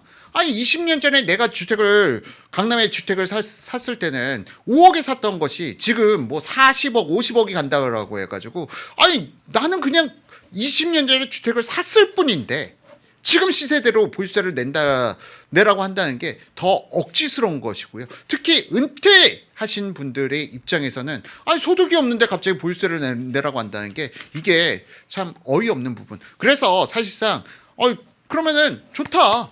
뉴욕식 보유세로 가자. 라는 것도 충분히 저는 고려해 볼 만하다고 생각합니다. 자, 그리고 지금 현재 그렇게 해서 최종 세금을 뽑아봤더니 재산세가 우리나라는 지금 현재 이 가정 기준으로 해서 뽑아봤을 때 1,200만 원이 묻고요. 도쿄 같은 경우는 1,000만 원. 뉴욕 같은 경우는 3,500만 원. 우리나라보다 재산세가 훨씬 더 높긴 하네요. 그런데 여기다가 우리나라는 종부세란 것이 또 붙죠. 종부세가 2천만 원 정도가 나옵니다. 이렇게 3주택을 가졌을 경우. 그래서 총 보유세는 우리나라는 3,200만 원, 뉴욕은 3,500만 원. 거의 큰 차이가 없습니다. 거의 우리나라 보유세. 근데 거듭 말씀드립니다. 만약 뉴욕에서 20년을 보유했다라고 하면은 우리나라보다 훨씬 더 보유세가 낮아집니다. 그리고 여기서 우리나라는 또 간과할 수가 없는 것이 바로 건보료가 재산분이 있다는 겁니다. 건보료 여러분들께서 매달 내시는 그 건보료 있잖아요. 이 건보료가 12개월로 나눠서 납부를 할 뿐인데 여기 내 주택이 고가 주택이다. 건보료 재산분이 붙게 돼서 지금 이 부분이 1년으로 합치게 되면 900만 원이 더 추가로 붙게 됩니다. 그런데 건보료 재산분이 붙는 나라는 우리나라밖에 없어요. 도쿄도 안 붙고요. 미국도 안 붙습니다. 그러면 이 부분까지 합치게 되면요. 실제 납부분, 내가 부동산을 보유함으로 인해서 실제 납부분은 4,100만 원까지 늘어나면서 우리나라가 뉴욕보다도 더 보유세가 비싼 것으로 나타나고 있습니다. 자, 참 재밌다라기보다는 참 그러니까 이 세금 체제라는 건 사실은 여러 체제가 다층화돼 있잖아요. 지금 저 공시가격뿐만 아니라 지방세와 뭐 종부세 이런 그러니까 재산세와 종부세 그러니까 지방세와 국세의 구조도 봐야 되고 과세 기준을 어디로 잡느냐에 따라서 봐야 되고 사실 공제 구역도 봐야 되고 이런 걸 종합적으로 봐야 되지 않습니까? 그에 따라서 실제로 저 세제와 관련된 부분의 영향이 세금이 높냐 낮냐 봐야 되는데 이재명은 그거는 특정 한두 가지 항목만 본 것 같아요. 그러니까 그것을 비교해서 예를 들자면 뭐 재산세라든가 종부세 한 종목, 종부세는 도쿄나 뉴욕은 아예 종부세가 없네요. 지금 보니까 그 한국은 종부세가 있고 더군다나 누진 적용이 됩니다. 그러니까 완전히 다른 구조인데 정확하게 샘플을 뽑아보니까 너무 정확하네요. 도쿄는 한 54억짜리 기준으로 볼 때 도쿄는 실제 납부해야 될 세금이 1,000만 원인데 뉴욕은 3,500만 원인데 그렇게 뉴욕 같은 데도 물가도 비싸고 뭣도 하다고 하는데도 3,500원 우리가 4,100만 원. 이건 상관은 충격인데요. 그렇죠. 현실에서는. 근데 도쿄는 제가 건축분을 갖다가 계산을 무시하고 네. 토지분만 산출한 건 있어요. 사실 도쿄에서 건축분에 대해서 별도의 또 재산세가 붙습니다. 토지분 별도로요. 그래서 도쿄도 사실은 신축으로 가게 되면 재산세가 상당히 올라갑니다. 그런데 한 20년 차 이상 지난 구축으로 가게 되면요. 건축분에 대한 재산세가 거의 붙질 않아요. 그러니까 이게 상당히 그 국가의 시스템이라든지 환경에 따라서 많이 다른 부분인데 이걸 갖다가 단순히 세율로 일본은 보유세가 훨씬 더 높아? 1.7%야? 뭐 뉴욕은 1%야? 그걸로 평가할 수 있는 것이 아니라는 것이죠. 주택의 컨디션에 따라서 신축이냐 아니면 노후도가 있는 주택이냐에 따라서 일본도 천차만별입니다. 그리고 뉴욕 같은 경우는 매수 시점이 언제냐? 20년 전에 샀습니까? 30년 전에 샀습니까? 그럼 보유세 정말 낮습니다. 거의 나오지. 우리나라와 비교했을 때 상당히 3분의 1 이상 수준으로 더 떨어진다는 부분도 분명하게 말씀드리도록 하고요. 자, 그런데 여기서 이제 재밌는 부분이 있습니다. 자, 지금 현재 다음 장으로 넘겨주시게 되면요. 네. 자, 고가주택으로 가게 되면 지금은 사실은 그렇게 고가주택은 아니었어요. 18억 주택이라면은 이제 우리나라 서울 평균 매매 가격보다 조금 더 높아지는 수준인데 지금 고가주택으로 가게 되면은 이미 우리나라는 거의 실효세율 1%가 넘는 수준의 보유세를 내고 있다는 겁니다. 자, 손흥민이 지금 에테르노 청담에 주택을 보유하고 있는 손흥민이 보유한 주택에 대한 공시가가 325억이 찍혔는데요. 여기에 대해서 보유세만 4억이 납부가 산출되는 걸로 지금 해당 기사에서 나오고 있고요. 아이유 같은 경우도 1억 5천 정도 보유세가 나오고 있습니다. 자, 보유세로만 나가는 거예요. 이게 그냥 단순하게 내가 이 지역에 거주한다는 이유로 납부하는 세금이 보유세만 손흥민 4억, 아이유는 1억 5천. 이분들이 과연 세금 낼 때 어떤 표정을 지으실지 정말로 궁금합니다. 예, 그러면 이게 마지막 질문이면서 정리 멘트가 될 것 같기도 한데 국회에서도 우리나라 보유세가 0.15다 이렇게 이야기하는 그래서 문제에 대해서 좀 정확하지 않은 데이터다, 불량 데이터다 하면서 사실은 이재명을 공격하는 그런 형태의 이제 그 발표가 있었는데 그런 상황 앞서 이제 얘기했던 여러 가지 샘플을 가지고 여러 가지 실제로 이제 주택을 보유할 경우에 납부해야 될 금액 또는 기준 이런 것이 지금 샘플로 보여드렸는데 이재명이 계속 이 보유세를 높이려는 그 이유는 한번 좀 살펴봐야 될 것 같아요. 그 부분은 어떻게 보세요? 자, 지금 이 부분과 관련돼서도 사실은 네. 저도 제가 아무래도 부동산과 관련된 뉴스를 네. 꼼꼼히 다 체킹을 하다 보니까 저도 가끔씩은 혼동이 옵니다. 예. 아니 보유세를 올리겠다는 거야 안 올리겠다는 거야. 왜냐하면은 바로 제가 여기 오기 전에 또 청와대에서 입장 발표가 나왔더라고요. 아 그래? 또 아니 보유세는 최종 검토해야 될 부분이고 지금 최종 인상 마지막 대안이 없을 때 나올 수 있는 방안이고 지금은 대출로 해서 일단은 조절해 보겠다라고 이야기를 하고 있지만요. 지금 이게 너무 오가다 보니까 국민들은 혼란이 생기고 있는 것 같아요. 근데 분명한 부분이 이겁니다. 지금 현재 앞서 말씀드린 것처럼 3월이 예상외로 한국 부동산에서는 분명 상승폭이 거의 보합 수준까지 내려왔는데 지금 실제 상황에서는 3월의 상황이 결코 그렇지 않다는 거예요. 2월보다 거래량이 더 늘어날 가능성이 매우 높아 보이는 지표들이 속속 등장하고 있고요. 시장이 오히려 다시 거래량이 늘어나나 하는 이러한 분위기가 감지되고 있다 보니까 지금 대통령 차원에서 좀 시장을 냉각시키기 위한 목적으로 시장을 누르기 위한 목적으로 부동산 심리에 대해서 안 좋은 심리 부분을 불어넣는 것이 아닌가 하고 추정되는 부분이 한 가지가 있고요. 예. 두 번째는 이제 본격적으로 앞서 제가 이번 방송 앵커님과 방송을 진행하면서 처음에 달러 인덱스를 말씀드렸잖아요. 네, 네. 지금 현재 이 달러 인덱스와 유동성이라는 부분에 있어서 지금 저는 정말 이 부분은 좀 충격을 받았는데요. 지난주에 국회에서 합의가 이루어졌습니다. 바로 추경, 이란 전쟁 추경이 합의가 발표가 되었죠. 자, 그런데 이게 정말 재밌는 부분이에요. 전 세계에서 이란 전쟁 때문에 추경을 한다는 국가가 우리나라 외에 다른 국가가 있나요? 혹시 들어보신 적 있으십니까? 다른 국가에서 이 이란 전쟁 때문에 추경을 하고 있다. 없거든요. 자, 이 부분이 왜 그러느냐. 추경이라는 것은 시중의 통화량을 팽창시키는 역할을 하게 되고요. 이러한 부분들이 시중의 통화량이 늘어난다는 부분들이 결국 가시적인 지표로 나온 게 M2 통화량 증대입니다. 그래서 이러한 부분들이 결국은 시장에 또 통화량이 증대되면서 국채 금리 인상을 갖다가 또 한 차례 자극할 수가 있는 거고요. 그러면서 환율은 더 불안해지는 이러한 부분이 추경인 겁니다. 그래서 다른 국가들에서는 이 추경이라는 부분이 국가에서 정말 비상사태가 있을 때 추경을 진행한다 하면서 추경에 대해서 상당히 국제 투자자들이 바라보는 시각은 좋지 않습니다. 위기 신호라고 보고 있는 거예요. 자, 그런데 사실 정말 재밌는 부분은 우리나라는 이미 작년에도 2차례 추경이 있었다는 겁니다. 1차 추경이 5월 달에 있었고 2차 추경이 10월에 있었죠. 그러면 두 번의 추경을 했는데 또 6개월이 안 됐는데 또 추경을 한다? 그러면은 해외 투자자들 입장에서 이 나라는 뭐 하는 나라인데 6개월마다 위기야? 재정 건전성은 도대체 어떻길래 예산 짤 때 이런 비상 시기에 대한 예비비도 안 잡았단 말인가? 그만큼 재무가 건전하지 못하다는 이야기인가?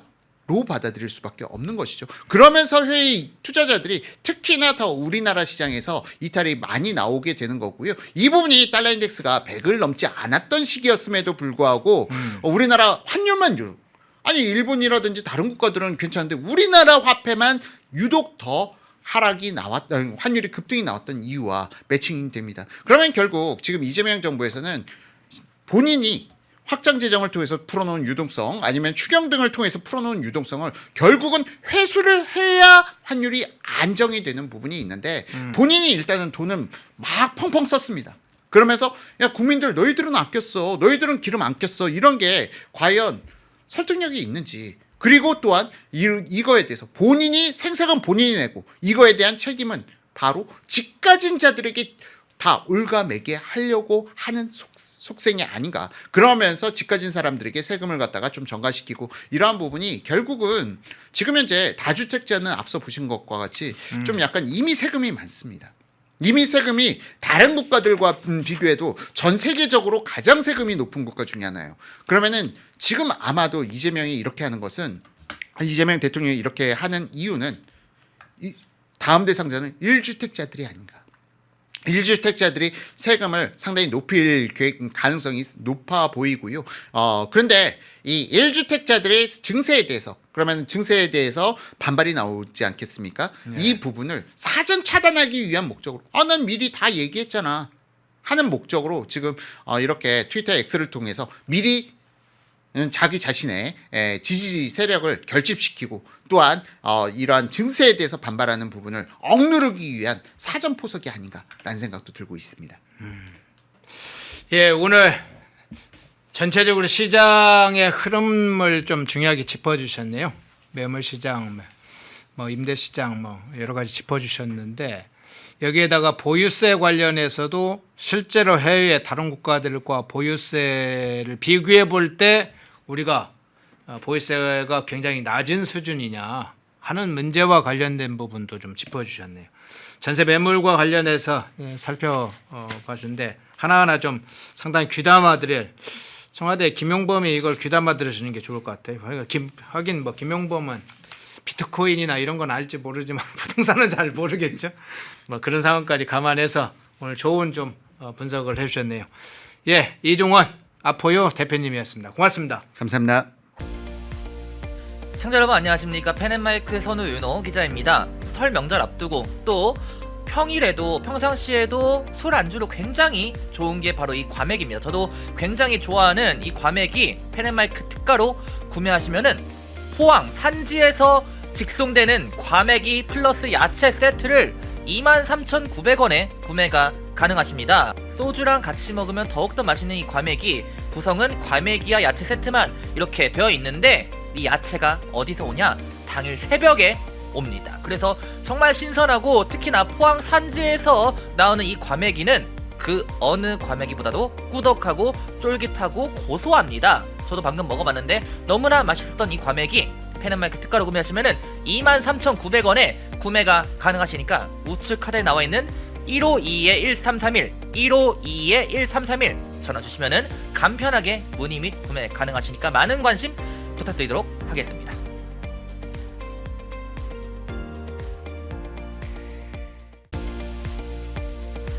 시청자 여러분 안녕하십니까. 펜앤마이크 선우 윤호 기자입니다. 오늘은 제가 제품 하나를 소개해 드리려고 하는데요. 바로 남재은 박사가 직접 개발한 알부민 울트라맥스, 누적 판매량이 300만 병을 돌파한 만큼 후기로 검증된 뭐 그런 제품이라고도 볼 수가 있는데, 그러면 많은 분들이 대체 어떤 부분에서 무엇을 보고 300만 명이 넘는 이 주문량을 돌파했는지 그걸 알아야겠죠. 바로 많은 분들이 꼽는 것에 피로회복, 면역력, 그리고 간 건강 등이 있습니다. 무엇보다 남재은 박사가 본인이 직접 마시면서 개발에 참여했기 때문에 다른 제품들을 보더라도 이름을 걸고 판매하는 제품들은 당연히 자신감이 있을 수밖에 없습니다. 그것이 이러한 자신감이 300만 병 돌파라는 그런 판매량으로 입증된 거기도 하고요. 이 피로회복, 면역력, 집중력 저하, 간 건강 등 이 하루 한 병 바꿔보시면은 아마 일상이 달라졌다는 후기들이 많은 것처럼 여러분들도 그 후기가 자신의 후기가 될 수 있을 거라 생각을 합니다. 지금 구매하시면은 펜앤마이크 이벤트로 정말 그 어디서도 경험할 수 없는 이벤트를 경험하실 수가 있습니다. 바로 2+1 이벤트인데요. 지금 바로 우측 하단에 나와 있는 번호 1522-1331 152-1331 전화 주시면은 펜앤마이크에서만 진행하는 2+1 이벤트로 알부민 제품 구매하실 수가 있으니까 많은 관심 부탁드리도록 하겠습니다.